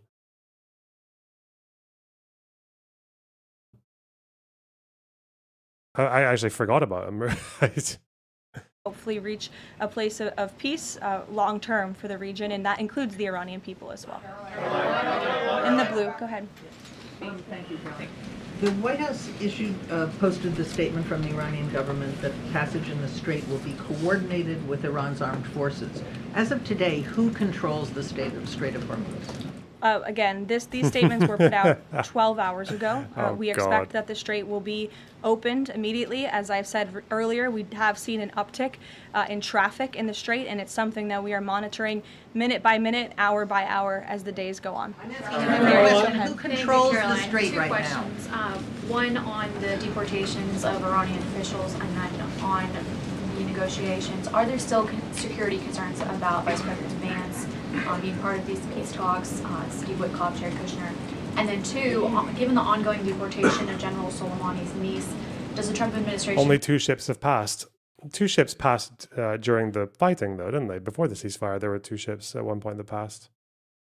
Huh. plan to deport more relatives or people in the families of Iranian officials that are in the U.S.? Certainly, anyone who is here fraudulently. I understand one of the individuals who their visa was revoked by Secretary Rubio and they were deported by ICE. They had a fraudulent asylum claim. That's against the laws of the United States. So anyone who is here illegally or fraudulently is subject to our nation's immigration laws and will be removed from our country. And I know this continues to be a top priority for the State Department, working in conjunction with the Department of Homeland Security. With respect to the safety of the Vice President, we fully trust the United States Secret Service to do their job, to keep the Vice President and the President's negotiating team safe. They do a tremendous job, and we fully trust them to do that. Caroline. In the back, go ahead. The President has said Cuba is next. What's the message to the American people regarding Cuba, and what can Cubans expect in relation to this statement? Well, look, I think when President Trump said that, and he later clarified after making that statement, that he meant the Cuban regime is bound to fall. The country is very weak. They're in a very weak position economically, obviously, financially. The Cuban people are fed up with their government, as they should be. And these talks and discussions continue to happen at the highest level of our government. I don't have any updates or announcements for you with respect to Cuba policy today. Good to see you. Thank you, Caroline. Secretary Hegseth said this morning that U.S. troops would be sticking around. Can you expound upon that, what we should expect from U.S. troops in theater for the next 2 weeks and beyond? I would defer you to the Pentagon for any specifics on assets that have been in place in the Middle East, but take the Secretary at his word, and also the President has reiterated this as well in his own words, that we're not going to move anything immediately. Again, this is a 2-week ceasefire where we hope at the end, and we expect at the end, we'll have a good agreement between the United States and Iran, but in the meantime, we're going to ensure that our military is always at the ready of the Commander-in-Chief. I'll take a couple more in the back. Sure. Thank you. Thank you. On NATO, I'll take your question. Go Thank ahead. you, Caroline. On NATO, can you tell me, is the United States still considering withdrawing from NATO? Is that still a possibility? It's something the President has discussed, and I think it's something the President will be discussing in a couple of hours with Secretary General Ruta, and perhaps you'll hear directly from the President following that meeting later this Did afternoon. Iran close the strait again? Well, let's find it from, let's just refresh our memories, okay? Let's just find it from the source. Caroline, Iranian state media is saying that Iran has now closed off the Strait of Hormuz today in response to Israeli attacks on Lebanon. What's the White House response to that? And you just listed many military successes. She's so fucking mad, because this is obviously like 30 minutes after she announced that the ceasefire was successful. It's announced, it's gone into place, and Iran's going to commit to opening the strait. I understand that, but strategically, how is the administration arguing that Iran does not have more economic leverage than it did before the start of the war? Sure. Well, with respect to the first reporting out of Iranian state media, the President was made aware of those reports before I came to the podium. That is completely unacceptable. And again, this is a case of what they're saying publicly is different privately. We have seen an uptick of traffic in the Strait today, and I will reiterate the President's expectation and demand that the Strait of Hormuz is reopened. There's a sleight of hand there as well, right? We saw an uptick of traffic, like, what, excuse me, wait. You saw an uptick of traffic. What happened after that, though? That was before the strait closed. Again, that's the whole point. You said it was open. There's an uptick of traffic from what, 0 to 2, and then it closes again. Okay. Immediately, quickly, and safely. That is his expectation. It has been relayed to him privately that is what's taking place, and these reports publicly are false. Damn. Wait, not that. What else do we have here? Thank you, everyone. Oh, that's it. That was a rough one for her, wasn't it? That was definitely not one of her best showings. Shit.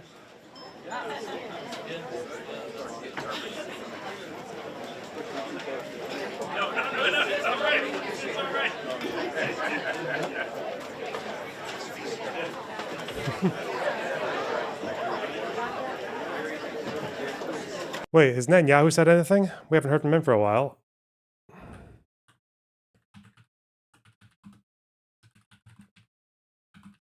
Let's see. Ynet, Times of Israel. Okay, let's see. Whoa. Come on, glorious leader. Fucking face. All right. Trump and I undermined the foundations of the Iranian regime. Prime Minister Benjamin Netanyahu turns to the intimate cooperation between the US and Israel in the war against Iran, saying that it is unprecedented. Netanyahu stresses that he and Trump speak every day and laugh at reports that there is tension in their relationship. Jesus. Okay, that's important. Turning to President Trump, Donald, my friend, Netanyahu thanks him for your leadership and your friendship. The close friendship is changing the face of the Middle East, he says. The two went to war together to remove an existential threat to Israel and to the entire free world, argues Netanyahu. That mission we are carrying it out step by step, goal by goal. If Israel didn't initiate the two campaigns against Iran in the past year, he claims, Iran would have achieved a nuclear weapon long ago. Netanyahu says that Israel pushed away the dual nuclear and ballistic missile threat. Israel undermined the foundations of the regime, says Netanyahu. Listing the achievements of the war, Netanyahu says that Israel destroyed Iran's missile machine. Iran cannot build new ones, and their store of missiles is dwindling. Israel also hit Iran's nuclear program hard, including factories for building centrifuges and nuclear scientists. He stresses that all of Iran's enriched uranium will be taken out of the country, either through agreement or by renewed fighting. He says that Israel also smashed the IRGC sources of funding. The campaign destroyed Iran's navy, missile bases, military aircraft, and command centers. We hit the regime's apparatus of repression hard. Israel also killed senior regime officials, Netanyahu says. Well, okay. They're ready to pop off it. Man, how the fuck do they think they're going to get a hold of that uranium? It's underground. It's 400 kilograms. It's not like a big, massive fucking, like, lump that just you have to drag around in a truck and shit. It's not that difficult to transport it. Wild.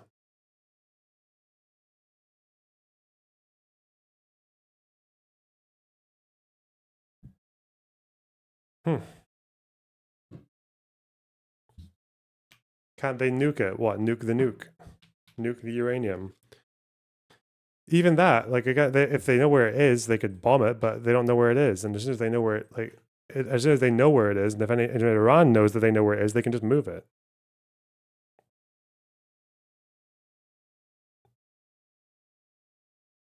I mean, the special forces raid it. Oh, Pahlavi, did he just speak right now? Or an hour ago? What's he saying here? This is a translation from the speech. I'll just read the speech. Go quicker. My dear compatriots, the great nation of Iran, to all of you who stood for freedom and the reclamation of Iran over these 100 days, who with sacrifice stood firm against bullets and over the past 40 days braved the threat of bombardment, I send my salutations. I know that the news of the last 2 week ceasefire between the Islamic Republic and America and Israel has disheartened many of you. But today is not a time for despair, but for greater faith in victory. What happened over these 40 days is precisely in line with the very demands that the Iranian nation made of the international community, and after pouring out their blood in Iran's streets, shouted once more in the Global Day of Action demonstrations on February 14th. The blows struck against the Islamic Republic in just 40 days are unprecedented and irreparable for this regime. The elimination of Ali Khamenei and the killer of tens of thousands of brave Iranians is in itself a historic achievement for our nation. Beyond him, dozens of commanders and key perpetrators of repression in the IRGC, Basij, and the regime's intelligence apparatus have also been removed. Thousands of repressive forces have been annihilated. The command and control structure for repression has been paralyzed and shattered. Military infrastructure, not built to defend Iran, but to export terrorism and instability, has been destroyed. The regime's financial resources for domestic repression and overseas terrorism have been severely curtailed. The Islamic Republic is more isolated and despised in the region and the world today than ever before. What remains for this regime is to rely on foreign mercenaries and a bloodthirsty, blood-soaked minority whose interests lie in its survival. A regime that has suffered a harsh defeat in the field of reality, yet by cutting off the internet to 90 million Iranians and through its machinery of lies, still strikes poses of victory and chance boasts. Those who claimed they would never accept a ceasefire have today lost both their leader and their commanders, lost the war, accepted the ceasefire, and been dragged to the negotiating table for complete surrender. This will be referring to the fact that Iran, the IRGC leaders were earlier saying that they would never accept a temporary ceasefire, only a permanent end to the war.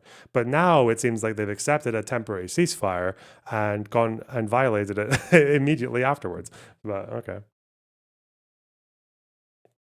But we know from the start that the Islamic Republic would not fall merely through the elimination of its command and the weakening of its repressive apparatus via airstrikes. That is why, in every message to you, I emphasize that it is we, the Iranian nation, who must deliver the final blow to this weakened regime and bring it down. I want you to know that I am closely monitoring your situation in Iran. I know the Islamic Republic has been greatly weakened, but its capacity for repression has not been entirely eliminated. My sole aim is for the final action to topple the Islamic Republic to come at the least possible human cost. The life of each and every one of you is precious to me, so I ask you to remain patient, protect yourselves, and with faith in victory and full readiness, await the decisive moment.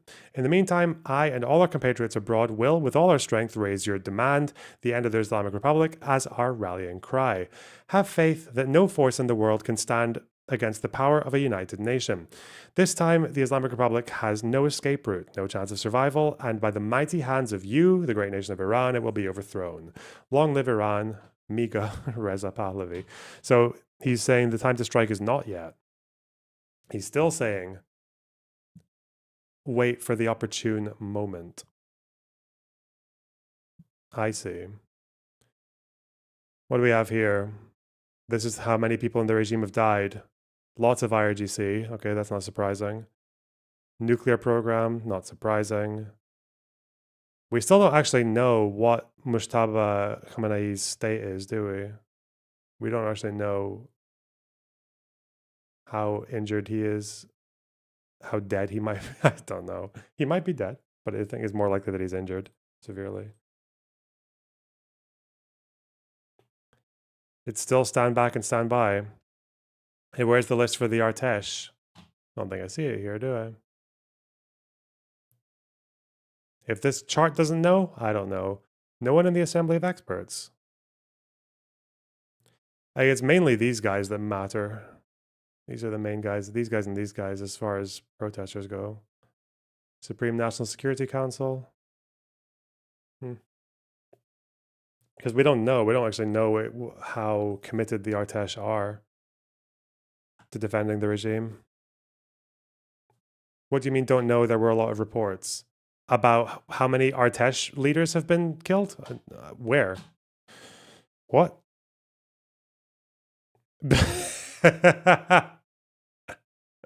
Man, ContraPoints has gone full fucking schizo. She's gone troll mode. She did this tweet because of Trump's warning. I was told that we didn't need to vote because there would be a revolution if things got bad, so I assume that's happening any minute now. Seriously, where are the revolutionaries? Are they at brunch? I'm hearing that the plan all along was to keep Democrats out of power, and then once they're out of power, to tell them to do something. I hate that. And now all the people who fucking spent the entire election campaign undermining Democrats were actually saying, no, we just wanted the Democrats to do better and surrender 100% to our narrative in Israel-Palestine and abandon the entire state of Israel.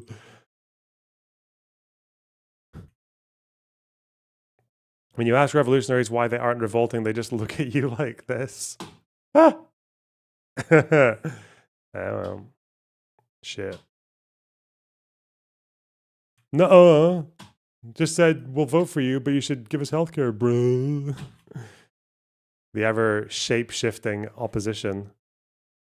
The permanently shape-shifting left flank.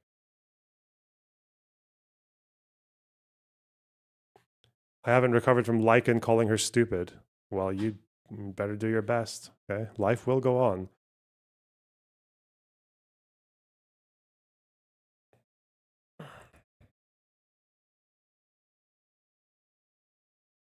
Okay. What we have from the Prime Minister's office. Israel supports President Trump's decision, of course they do, to suspend attacks against the Islamic Republic for a period of 2 weeks. Conditional on Iran immediately reopening the straits and ceasing all attacks against the United States, Israel, and countries in the region. Israel also supports the United States' efforts to ensure that the Islamic Republic no longer poses a nuclear, missile, or terrorist threat to America, Israel, Iran's Arab neighbors. This must be so triggering. Fucking hell. And the world. The United States has informed Israel that it is committed to achieving these objectives, and the United States, Israel, and Israel's regional allies will also adhere to these objectives in the future negotiations. The 2-week ceasefire does not include Lebanon. Ouch, bro. Yeah, definitely not, eh?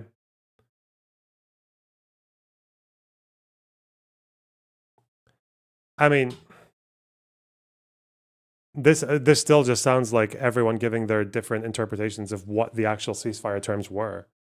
This is just because, again, there's no way Iran agreed to what, like, because this would cover nuclear enrichment, like uranium enrichment. This would cover rebuilding their ballistic missile infrastructure. This would cover their proxies. They're still going to do all of this. What the fuck? Like, there's no way they've agreed to stop any of this. They probably did agree to say that they don't want a nuclear weapon, whilst continuing to want all the things that you need to build a nuclear weapon. But is what it is.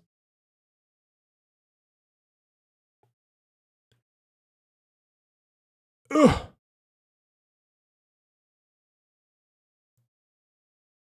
One degree of separation away from Jeffrey Epstein, by the way. Yeah, I really regret sleeping with Noam Chomsky. Uh-oh. Fucking hell, man. She's gone full anti-lefty. What the fuck? She's gone full lefty arc. Damn.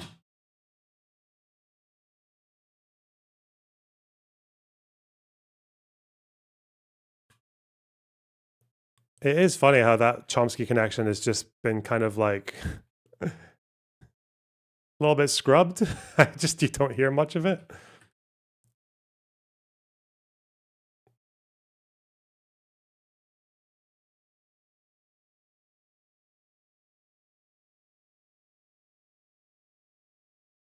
Okay.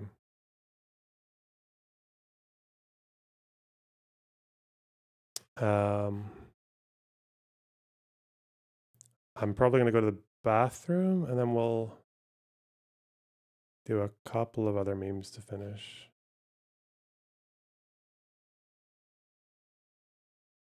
Okay. That was our little segment, our little news segment of the day. Good luck, Star. Putting all that together. Man, what a fucking wild ending. If it's even an ending, I don't think it is. I think it seems like rhetorically the only people who are up for actually stopping is Trump. Israel's rhetoric, that sounds like they're ready to keep, well, they obviously, not just Lebanon, but Iran as well. Israel is talking in a way that sounds like they're ready to go straight back to fighting. Same story with Iran.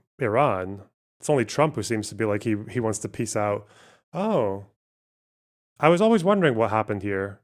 Noah Samson, wake up, you're being sued. Do we actually have H3 drama? That's been a while. Let them fight alone, cowards. Ooh, yes, you tell them. You're the revolutionary.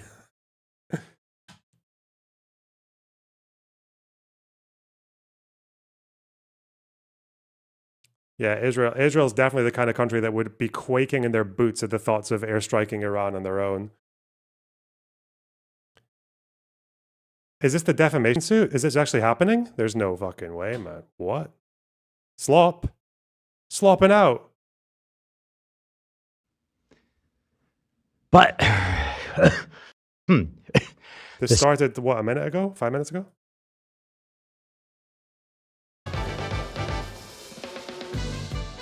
Hello. Ethan Klein here, coming at you live from Los Angeles, California. Let's go. Come on. Come on. Let's go. It's Wednesday, April 8th. 2026. You know, it's almost Hitler's birthday in 12 days here coming up, Dan. Sick Heil. 12 days, it's Hitler's birthday. Okay.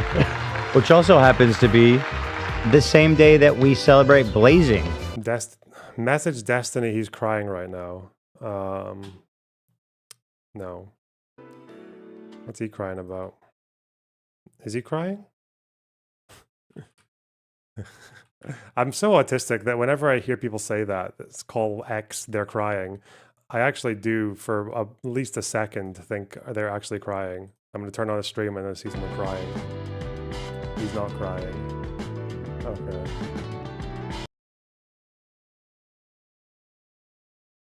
$420. How about that? Now you're talking. How about that, huh? Talking. What does it mean? What does it mean? We don't know. Google it. Call Ogre Boy. Today we're sponsored by Cozy Earth. Thank you so much to them. Love that. Today we are discussing old friend of the show, Noah Samsen. That's right. Spoke about. It's been a while since I spoke about dear friend Noah Samsen, who had a penchant for accusing me of being pro genocide. He thought it was cute. He thought it was fun throwing around such kind of heinous accusations, right? Dang. This guy supports genocide. In fact, he had even a video called The YouTubers That Supported a Genocide with me in it. And, you know, that's the world we're living in. And, excuse me. In fact, here, I just Googled his name. You can see here I made a promise to him March of last year. And I think it's quite funny how this guy went from being like the ultimate fucking gigasoy concerned idpol, oh no, online harassment brackets, people are making fun of me for stumbling in a debate, like in the comment section of a video that's not even mine, like from that to a full-blown fucking terrorist-loving go attack the arms manufacturers, everyone I don't like is a genocidaire. Like, fuck me, man. Oh, two people who like Israel got fucking murdered in an embassy event in America. Shot in cold blood, dead. Oh yeah? Well, did you see their tweets? Of last year. What a transformation.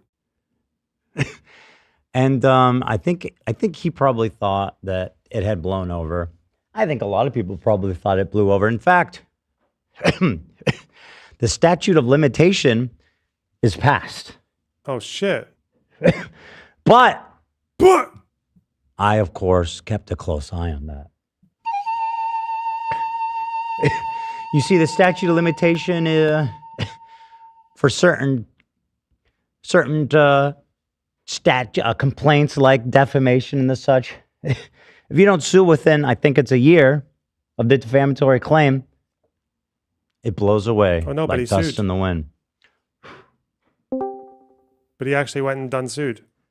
But to those of us who are shrewd, we keep a tab on those things. And I'll tell you, this is what I am assuming, is that Noah himself thought himself to be shrewd. I had even alluded to it on this show. I said,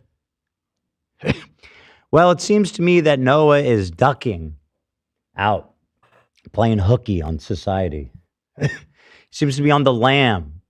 He's got no name on utilities or anywhere.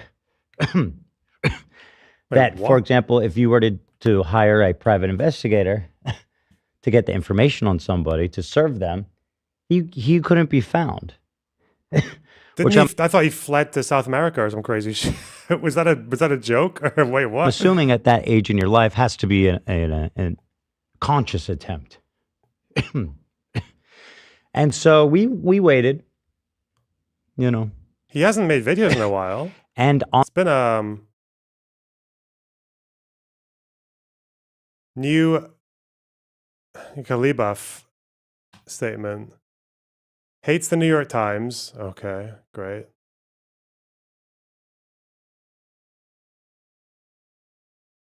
Ceasefire lie. There's not that many videos in this space. Is he live streaming maybe? Gone off grid. On the day of, or the day before the statute expired. Wasn't Bada Panada the one that fled to South America?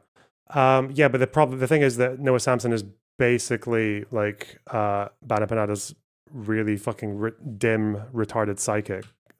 That's what he is. So a lot of people don't really know that, but I've noticed that.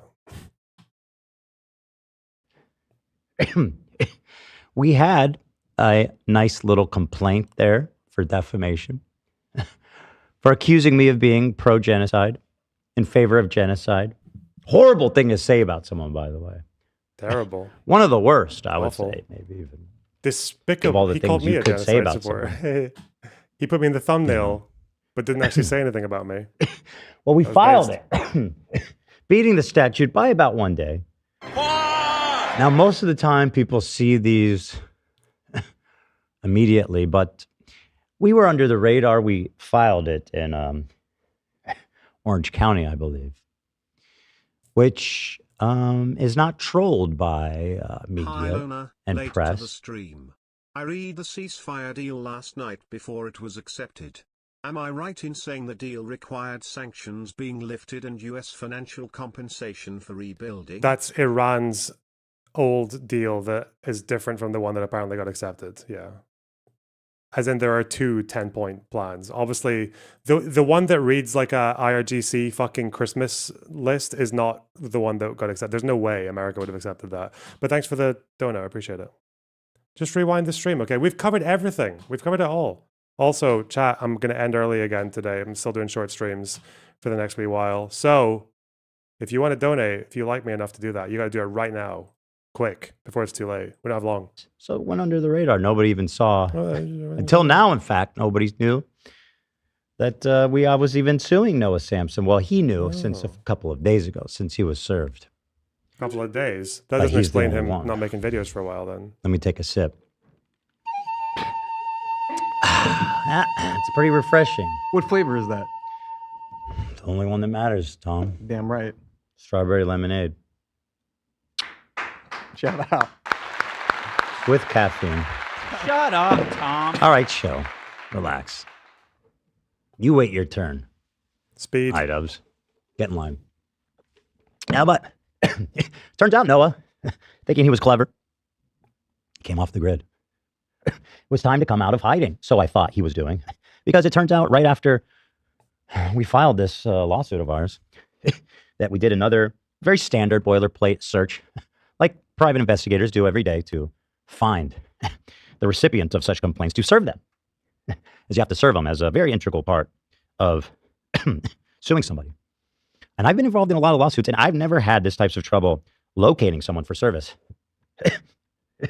But, you know, just like when the rain falls and the worms and snails come slithering out of their shelters for one drop of rain, so too came slithering Noah Samson. Turns out, it wasn't rain, it was the sprinklers. Because we caught him, and we served him. And Noah Samson, who was served about 2 days ago, has been pretty mum's the word on it, surprisingly, has been sued now in California for defamation. That's right. He thought I forgot. In fact, nobody should be surprised. This is me following through on a promise I made a year ago.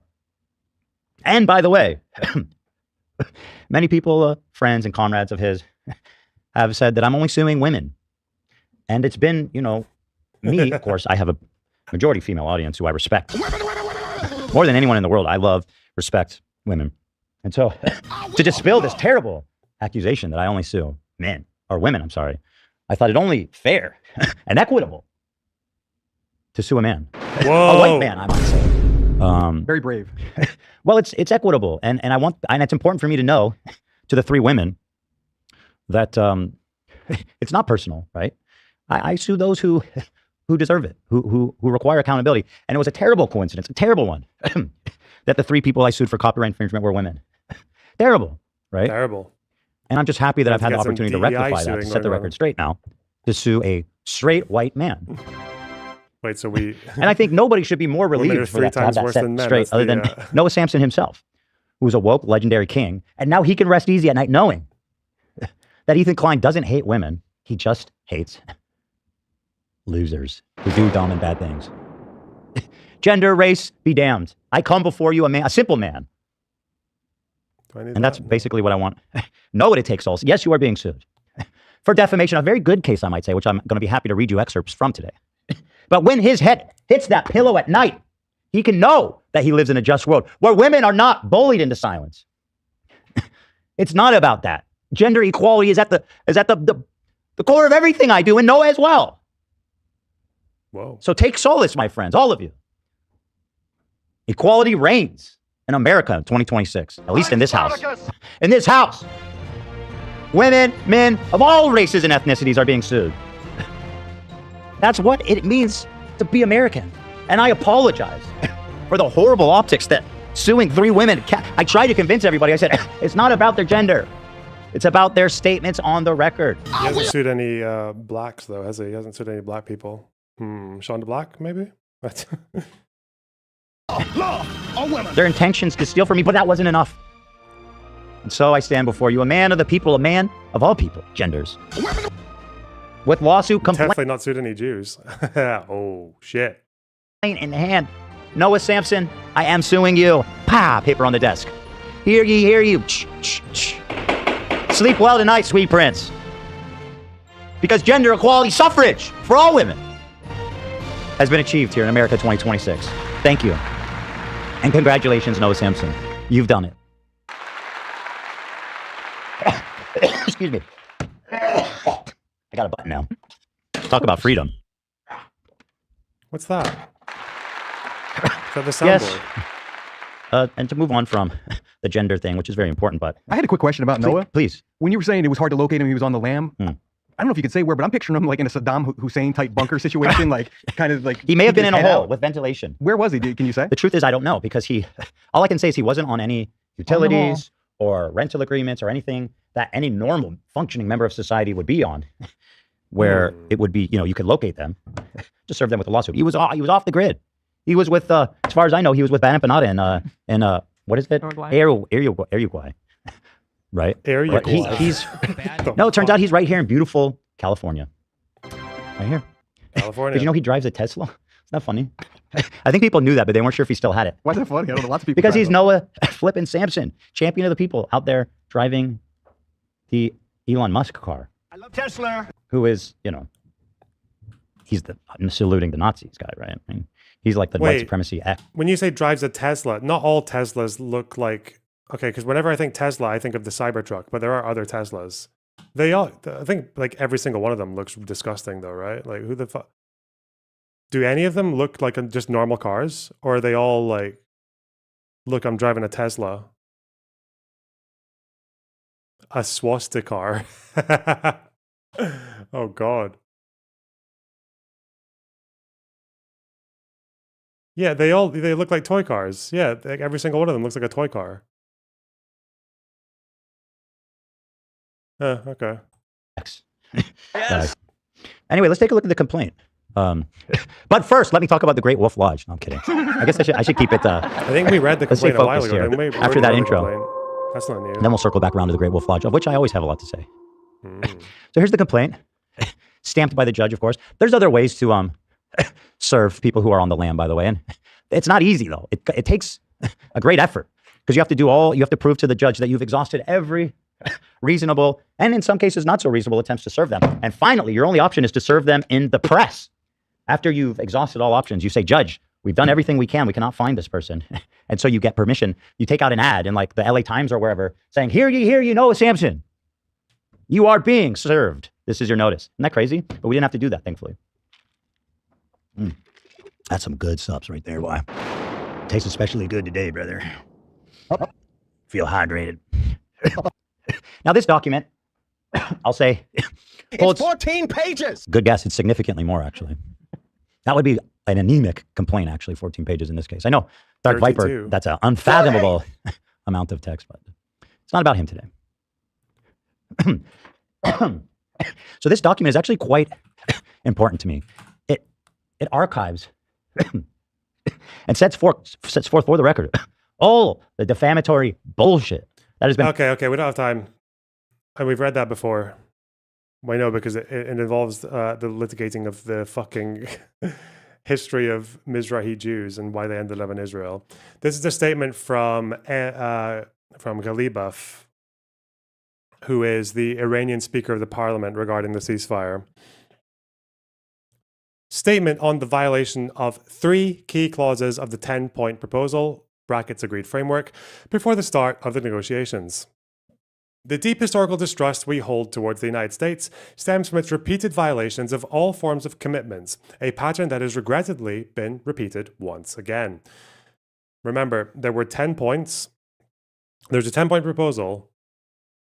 which made everyone think that Trump agreed to the very, very maximalist 10-point proposal that was put forward by Iran a few days ago, which America would never agree to. Like, there was no chance you would believe that America would agree to all those terms. It would basically put like the IRGC into like the biggest political victory like of any country, of any war since like the Second World War. But the Americans insist that it's a different 10-point plan, a serious one, whatever. But I think what they're doing now is that Iran is still going by their 10-point plan that they announced in state media, and saying that any violation of that plan is a violation of the one that they actually, So, which is the kind of thing that you would do if you want to keep fighting. So, anyway, as the President of the United States has clearly stated in his truth, the Islamic Republic of Iran's 10-point proposal is a workable, and Trump did say this, didn't he? He did say that Iran's, wait, did he? Hang on.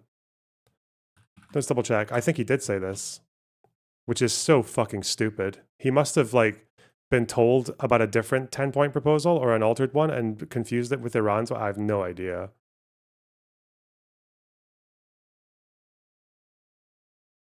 No, not this one. This is him complaining about fake 10-point proposals that aren't agreed to. Okay. Where's the workable one? It's from yesterday, isn't it? Like 20 hours ago or something? Fake news, fake news. Official statement of Iran. Okay. There's this one. Where did he say workable?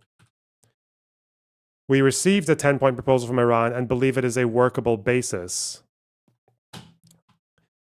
And Iran's probably going to exploit that, because it doesn't seem to be the one the America actually agreed to was the 10-point plan that Iran released on their state media. I see. The main framework for these talks. However, 3 clauses of this proposal have been violated so far. 1. Non-compliance with the first clause of the 10-point proposal regarding the ceasefire in Lebanon, a commitment that Prime Minister Shehbaz Sharif has also explicitly referred to and declared as an immediate ceasefire everywhere, including Lebanon and other regions, effective immediately. So just today, Caroline Leavitt has said that Lebanon is not included in what they agreed to. So there's already, I don't know.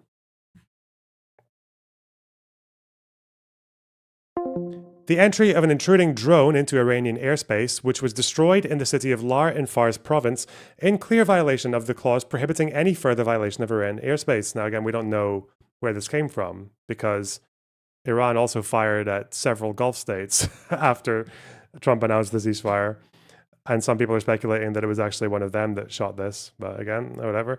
3, denial of Iran's right to enrichment, which was included in the 6th clause of the framework.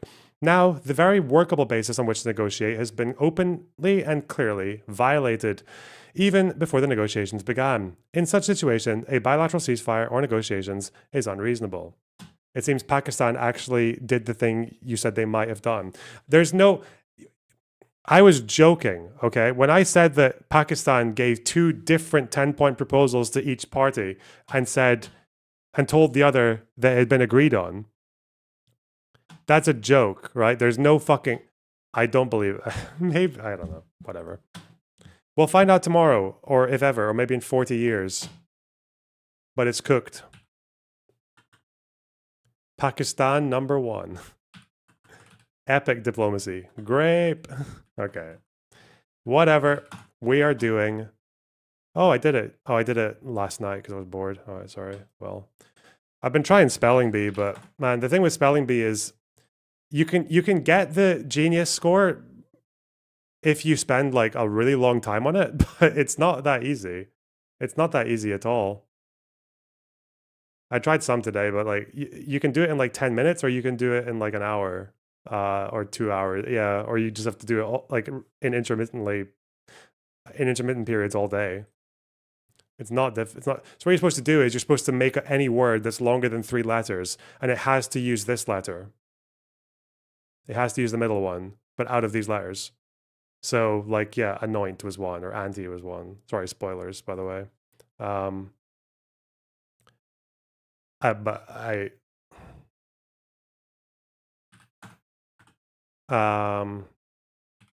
Like boot. Okay, wow. Booth. And it's different for each combination, but this is a lot. Sometimes it's like 50 or 100 or 150 to get genius. This is 197 points. So it means there's a lot of, it means that there's a lot of words. You can shuffle as well.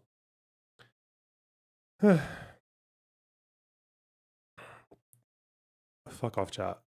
I'm not looking at you. Okay.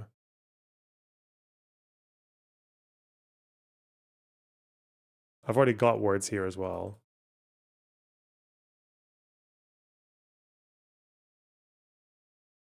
Oh.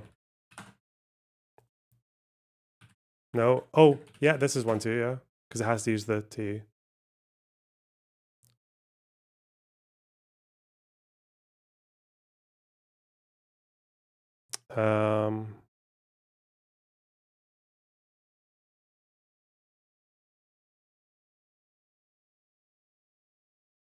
Already did that.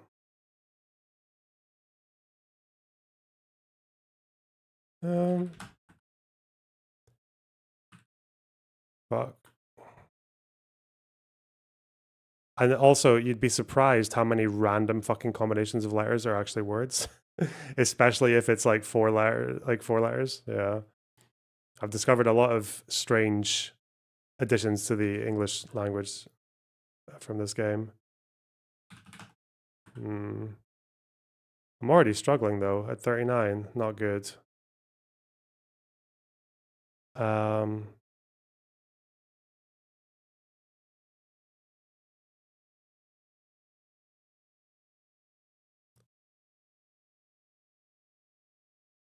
There's probably more antis, right?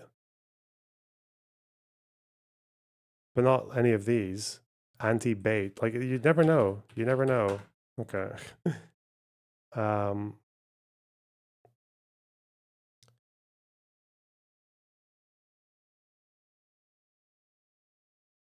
kind of hat. Ban hat. No. Oh, wait. Yeah. Fuck. All right.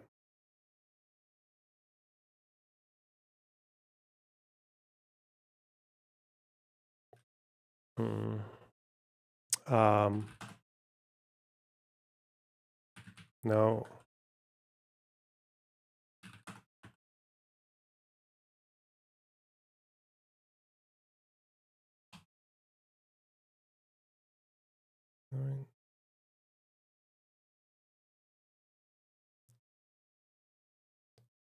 Oh.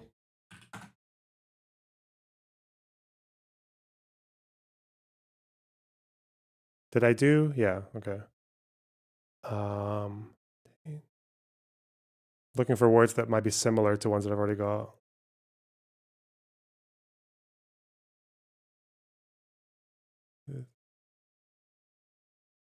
Is this actually? No. Some slang words are, but not many. Not many Scottish ones anyway. Wait, did I do? Yeah, I did. Yeah.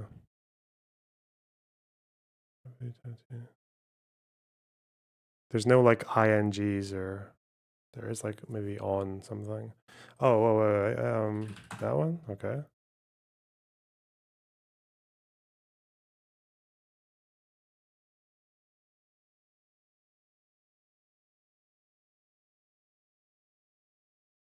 No. Already got that one. No.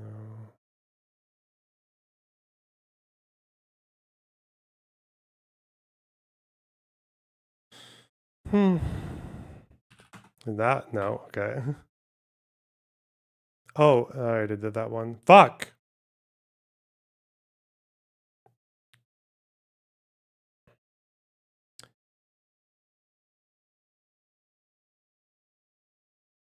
Oh. Fuck! Not. Oh. Oh! I haven't got the panagram yet, the one that uses all the letters. Wait, no, there's not cohabitate. Okay, fuck. Fuck!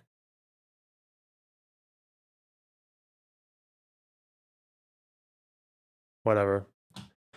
You can't do 3 letters. Fuck off. Can't do 3-letter words. You guys are idiots. You're fucking. I said more than 3 letters. Fuck you. All right, I'm leaving. I got stuff to do.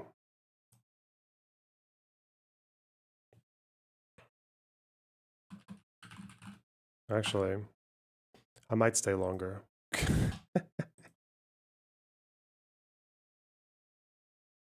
Oh.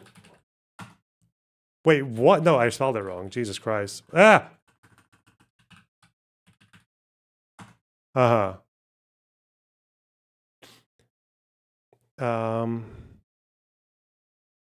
Oh. Ah!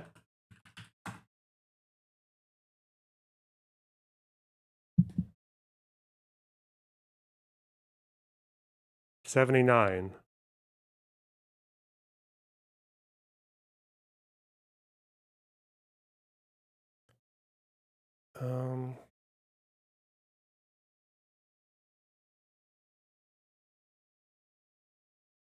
Oh. No, I already did that one. Fuck.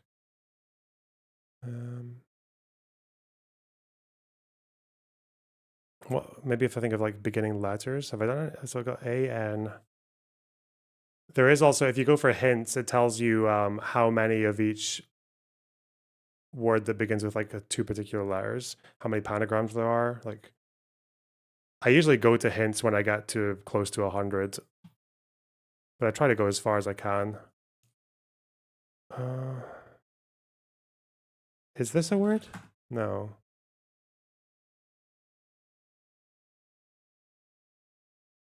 Also, lots of like 2 words together that you wouldn't expect can go together. Like, wait, did I get that? Okay. Like, okay.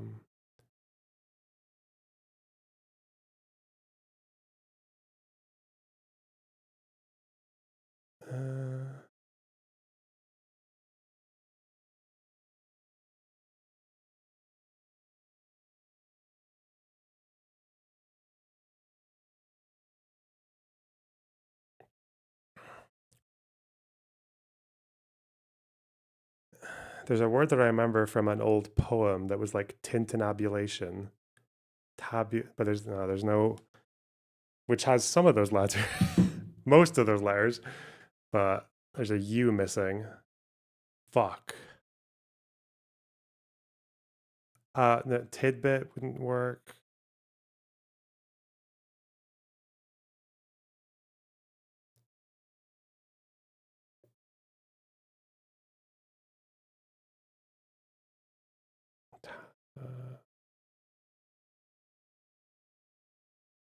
We did taboo. We did tattoo.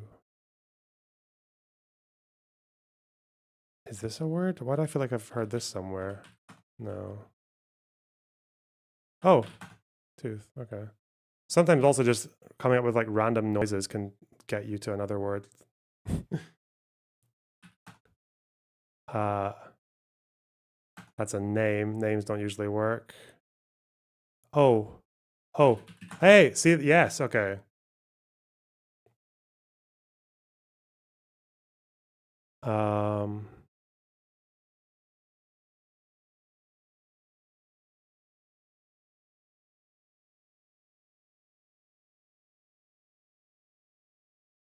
Don't think this is a word. No. No. That's like a fucking Star Wars word. Okay. But I haven't done any ITs. It feels like there should be some.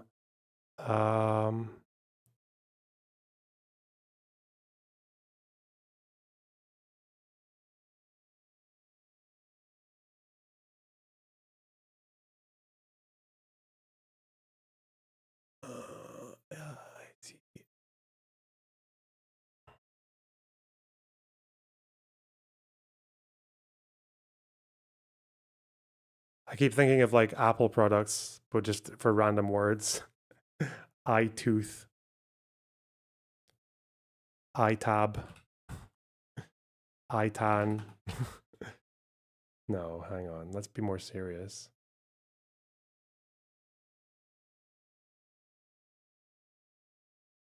Itty, I don't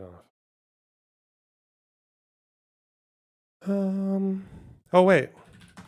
No, see, tie isn't the word. Stupid. Tuba. I did obtain, didn't I? Yeah, okay.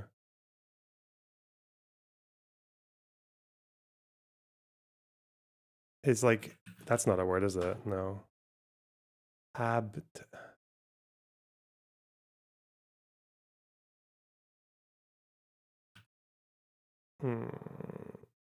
No.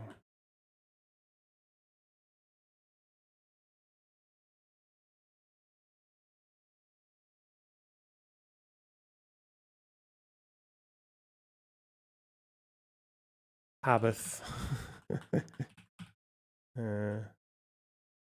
Fuck me.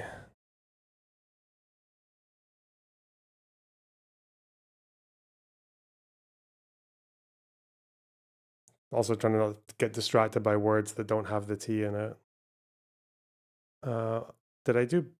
Wait, I'm a fucking retard. Did I not do fucking boat? Jesus Christ.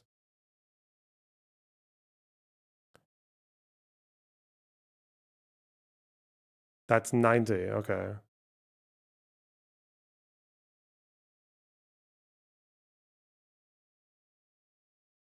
I did, wait. Oh, okay, I did boot. Okay, fuck. I did boat, boot, booth, boont, whatever. Oh wait, this is a word, isn't it? Toon, like cartoon. Yeah, okay.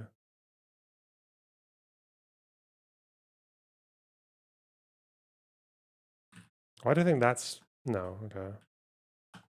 No, I already did tibia, okay. The fucking bone.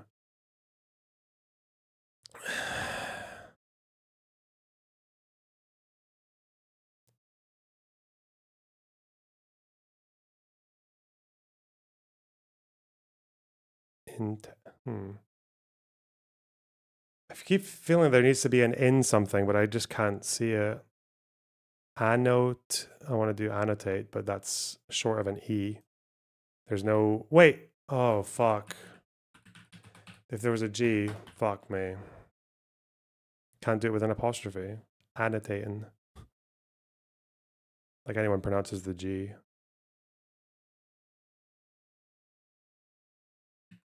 I know this isn't going to work, but whatever. Fuck off.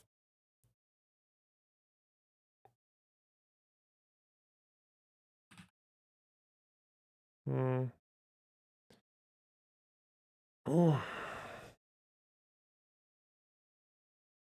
Okay. I think we're ready to try hints. Otherwise, I'll be fucking stuck on this forever. There are 8 ins. Are you fucking serious? Hang on. I'm just using the hints to go on this screen. I can't be fucked sticking it. Wait, did I just... When did I...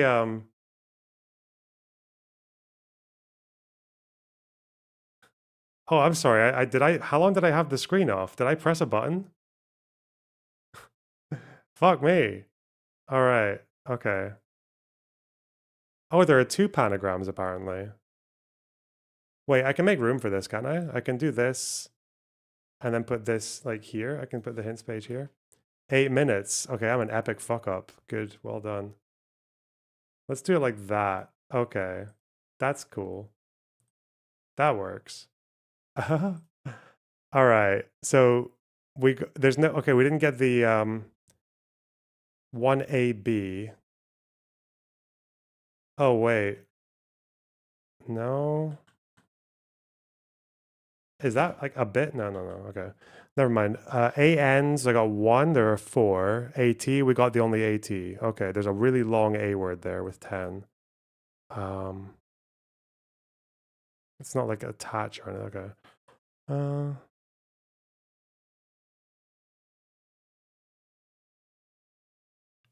Attrition, no. Fucking 8 IN words. I couldn't even get... No, I did get INs. What was I thinking of? I was thinking of... No, I did have IN words. Inhabit and inhibit. But there are 8? Dude. Some of them are really long. A lot of them are... Oh, wait.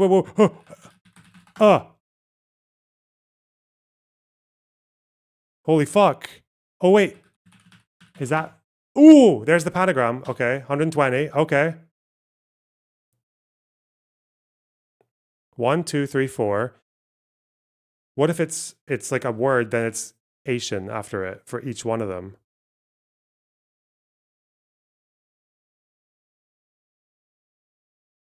Oh fuck, I was looking at like incantation or something.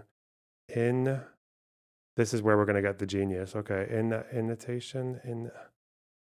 Is that really a word? I don't think it is. No. No.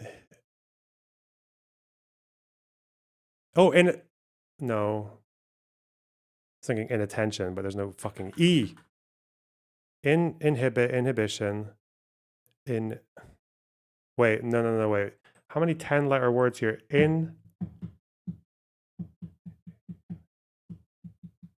That's the 12-letter. Okay. Inhibition is a 10. There are 3 more 10-letter words. Maybe I should get the I-O out of the way, so I know I'm definitely just doing the I-Ns. Oh, I know what it is. I know it's iota. Okay. So,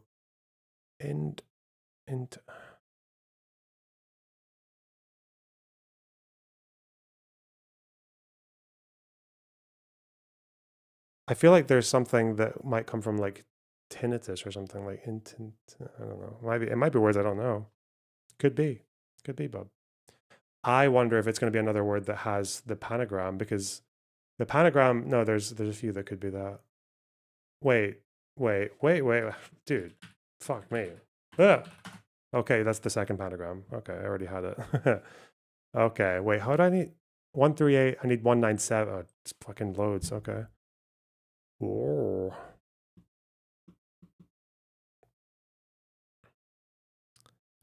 All right. Do I want to stay on the eyes? 1, 2, 3. Maybe. Well, let's just go through it progressively. Let's just try. So A, B. And it's not 4 letters because we already got a 4-letter with A, anti.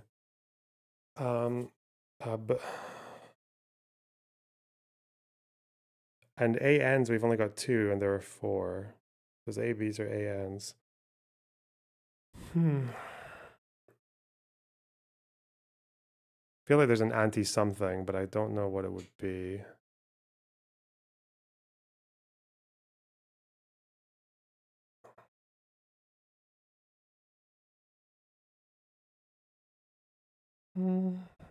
AB. A bet? No. A bait? Nah, fucking. Is that like a bait? Like a baiting? No.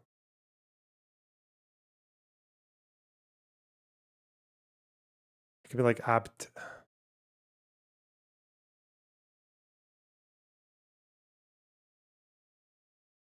No. Abortion. Look at an English accent. No, it's not that. A boot. Am I just making up random words now?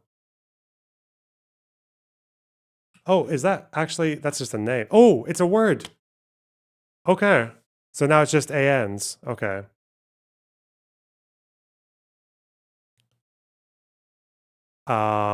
What if it was like, no. Wait, did I get this? I didn't even do nation. Holy shit.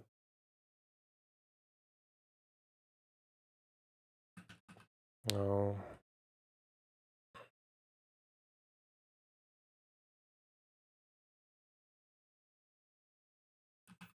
No, that's not even, what the fuck? What was I doing there? Annoying. It's not gonna be like this fucking stupid word. Okay.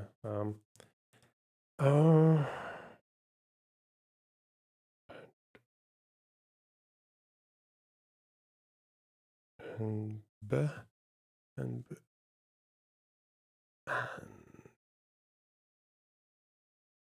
It could be like ANA.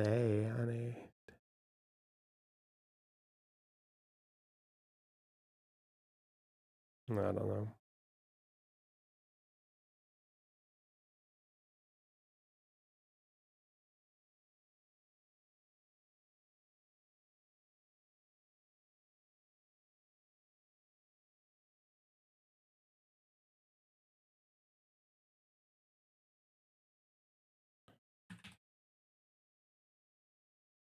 Anabolic is a thing. I don't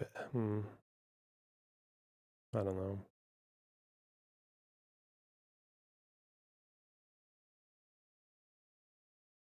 Acrobat doesn't have a few layers.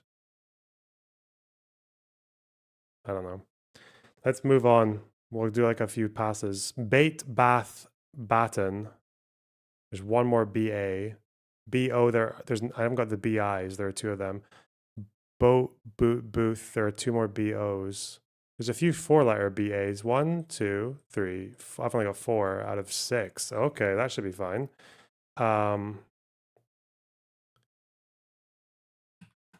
Bith. Oh, did I get that? Okay, I got bait. What could be a BI? There are two.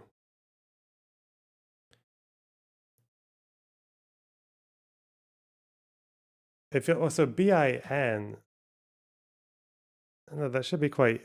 I don't know if there are many words that would work with that. BIB? Bibbit. Right. Babbit. Tidbit needs a D. B. Bio something? Bio?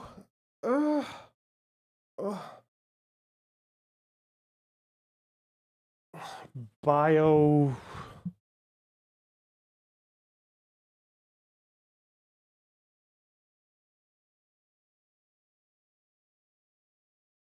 Something with botany, but I don't know what you could do with that. Botany, not botanic, no C. Fuck me, man, it's getting harder. Okay, wait. BOs. How about that? B-O... Boit.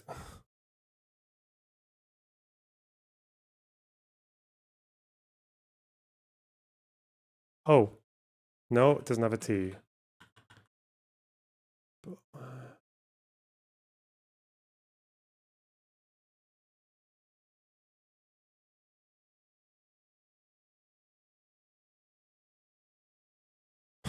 Bobcat doesn't have, there's no C. Fucking hell. I'm already fucked, man. I'm already dying here. I feel like the INs are where it's at. That's where the wait, what about HA? I've only got 3 HAs out of 5. Oh, is this like the Shakespearean word? Hey, hath, nice one. Got him. I haven't got any HIs or HOs, 1 and 2. Oh. Wait, I already got that one. Oh, okay. I do have it. Okay. There's another HO.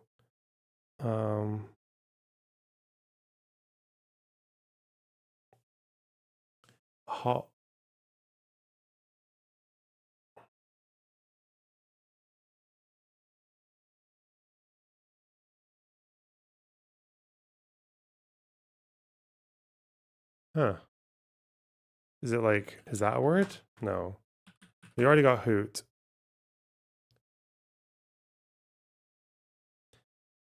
Okay, fuck it, I'm moving on. IN. Inhabit. Inhabitation. Inhibit. Inhibition. Oh. Yes. Intonation. I should know that from musical instruments. Okay. Wait, does that mean? That means there's going to be. There's still one more IN word with the same number of letters. Innotation? No. Unless it's one N. No, okay. Oh, notation. Fuck. Yeah.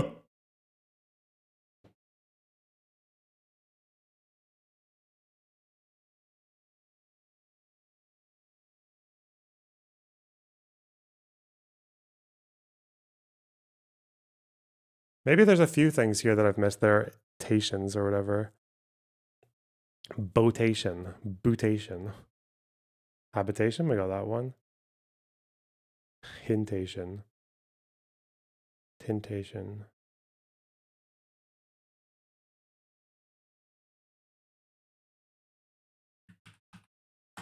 Okay. Taint, taboo, onto, obtain. Optation, no. Okay, whatever. Let's go to NA. Nation? Only one. There are 3 NAs. Okay. There's no like national or nation something. No.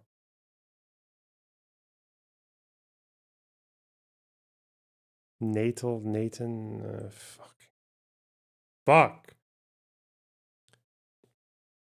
Nantan. No.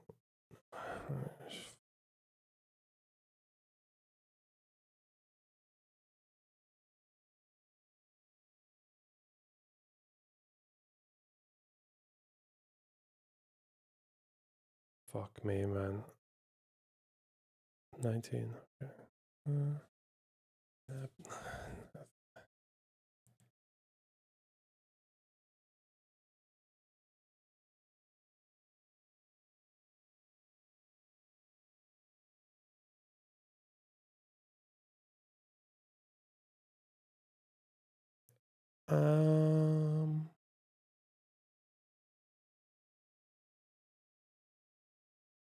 I just keep thinking Asians now, but obviously there are other words that don't have that. Colloquial, nothing. Fuck. Fuck!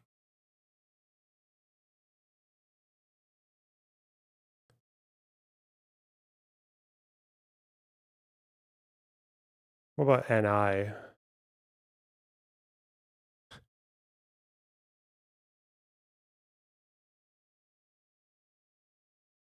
This is frying my brain, man.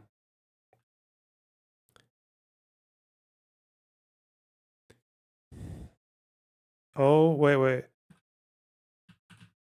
Oh. How close are we? What the fuck? 178. That's 197. Initiation. Hell yeah. Okay.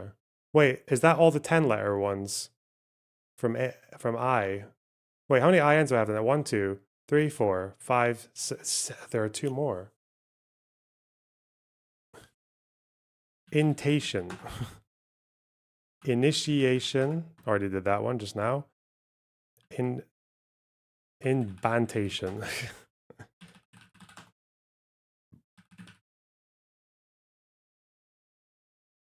Okay, don't spurg out. Don't spurg out. Stop inventing words. No, it's actually it's good to try and make up words because they can jog your memory to words that are actually real. You just have to be not afraid of feeling like a moron for a few seconds. There's an OA. Oat.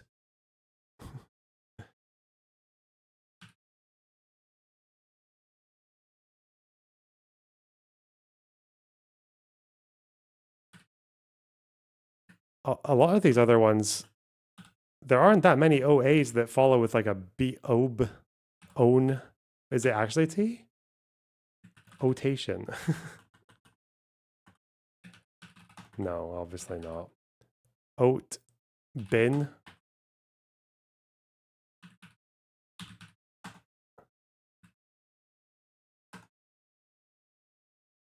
That's a weird one. Whatever, I'm moving on. I'm not getting stuck on that one. There are 3 4-letter words should be easy to find. You might just have to, you can kind of cheese it, I guess.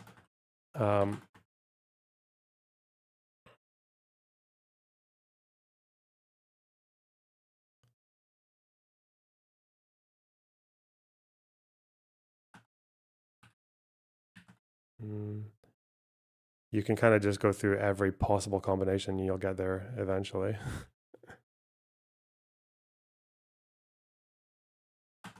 Oh, see, okay, yeah, obit, that's a word. There we go. You learned it here. That's all the OBs. Okay, OA.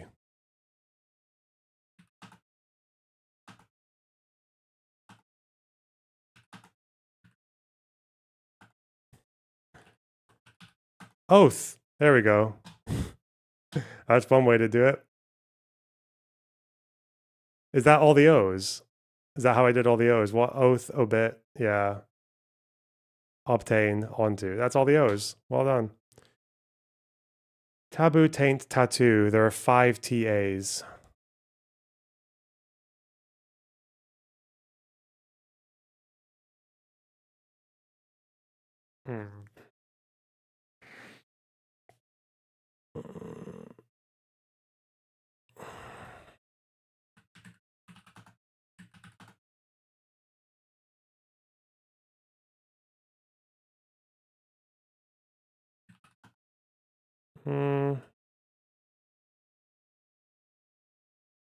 There's no way it's this fucking, okay. What about THs? Are there any other ones where there's more to go off of? I don't have, wait, no, I do. Thin, but there are 3 THs. Maybe I go with that. Oh, that. Than. That's all the THs. Okay, TI, tibia, tint. There's one more.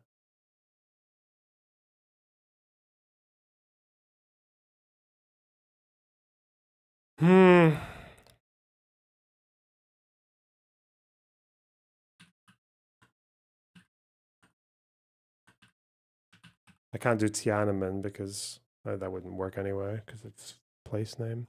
There are 6 4-letter words with TA. Okay, 1, 2, 3, 4, 5. Oh no, okay, I'm not gonna try and find one more 4-letter word. I'll be here all day. So like something to do with like tantric, but I get no. No. Wait. I'm looking for TOs though. No, TIs or TOs. There's one TO missing. Okay. I'm not getting it though.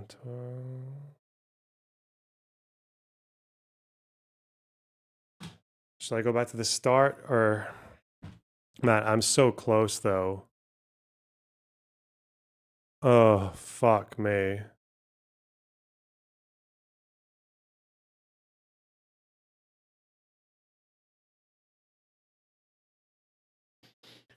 Taboo, taint, tattoo. Tartan? No. It's Taten.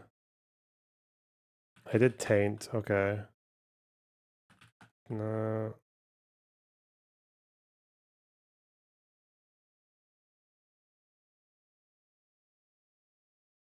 These are all short, they're short words, so it shouldn't be that difficult. Taboot. Hey, fuck me. All right.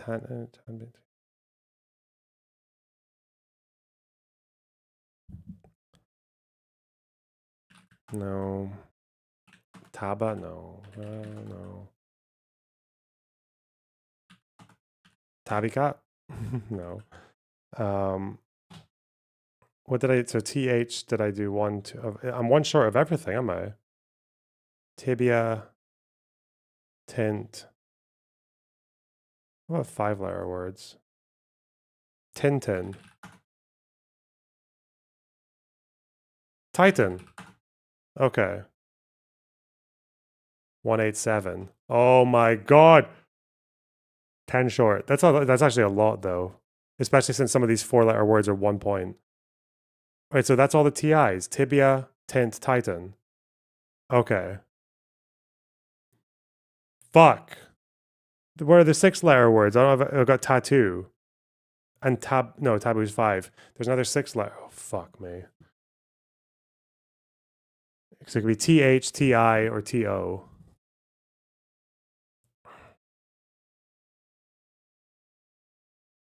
Tantoon. Oh, is it? Would it be some stupid fucking? No, it's not like that, is it? No, that's a lot more than 6 letters. Tin bot. There's gonna be at least 1 or 2 dumb as fuck, like two words stuck together that you would never. Cat call was one, or cat tail was another one from one of the last ones I did. Abbot, okay. Anoint, auntie. I still don't have this though. What the fuck is this? The 10-letter A word. Don't tell me I didn't fucking do this. I am so retarded. Wait. I know. When the day comes, it won't be God Fuck! that Trump need worry about. It will be every Why didn't I think of Iranian that annotation? died What hoping fucking he'd come retard? to Okay, we save got them it. that he would Boom. have to beg mercy from. Done. Holy shit. What did you guys say?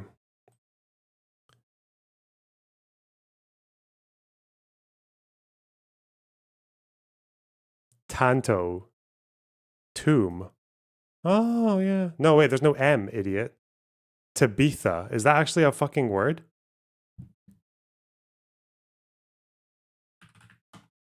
No, okay. Tomb would have not worked. Tanto. Is that a word? No. Oh, fucking Notion.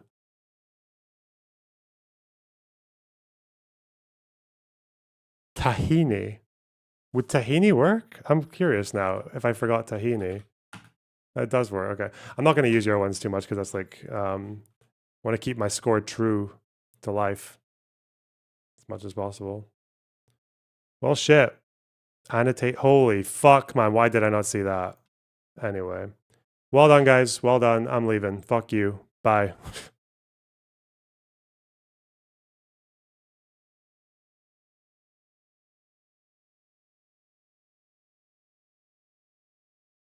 Thanks for $10, Barbas.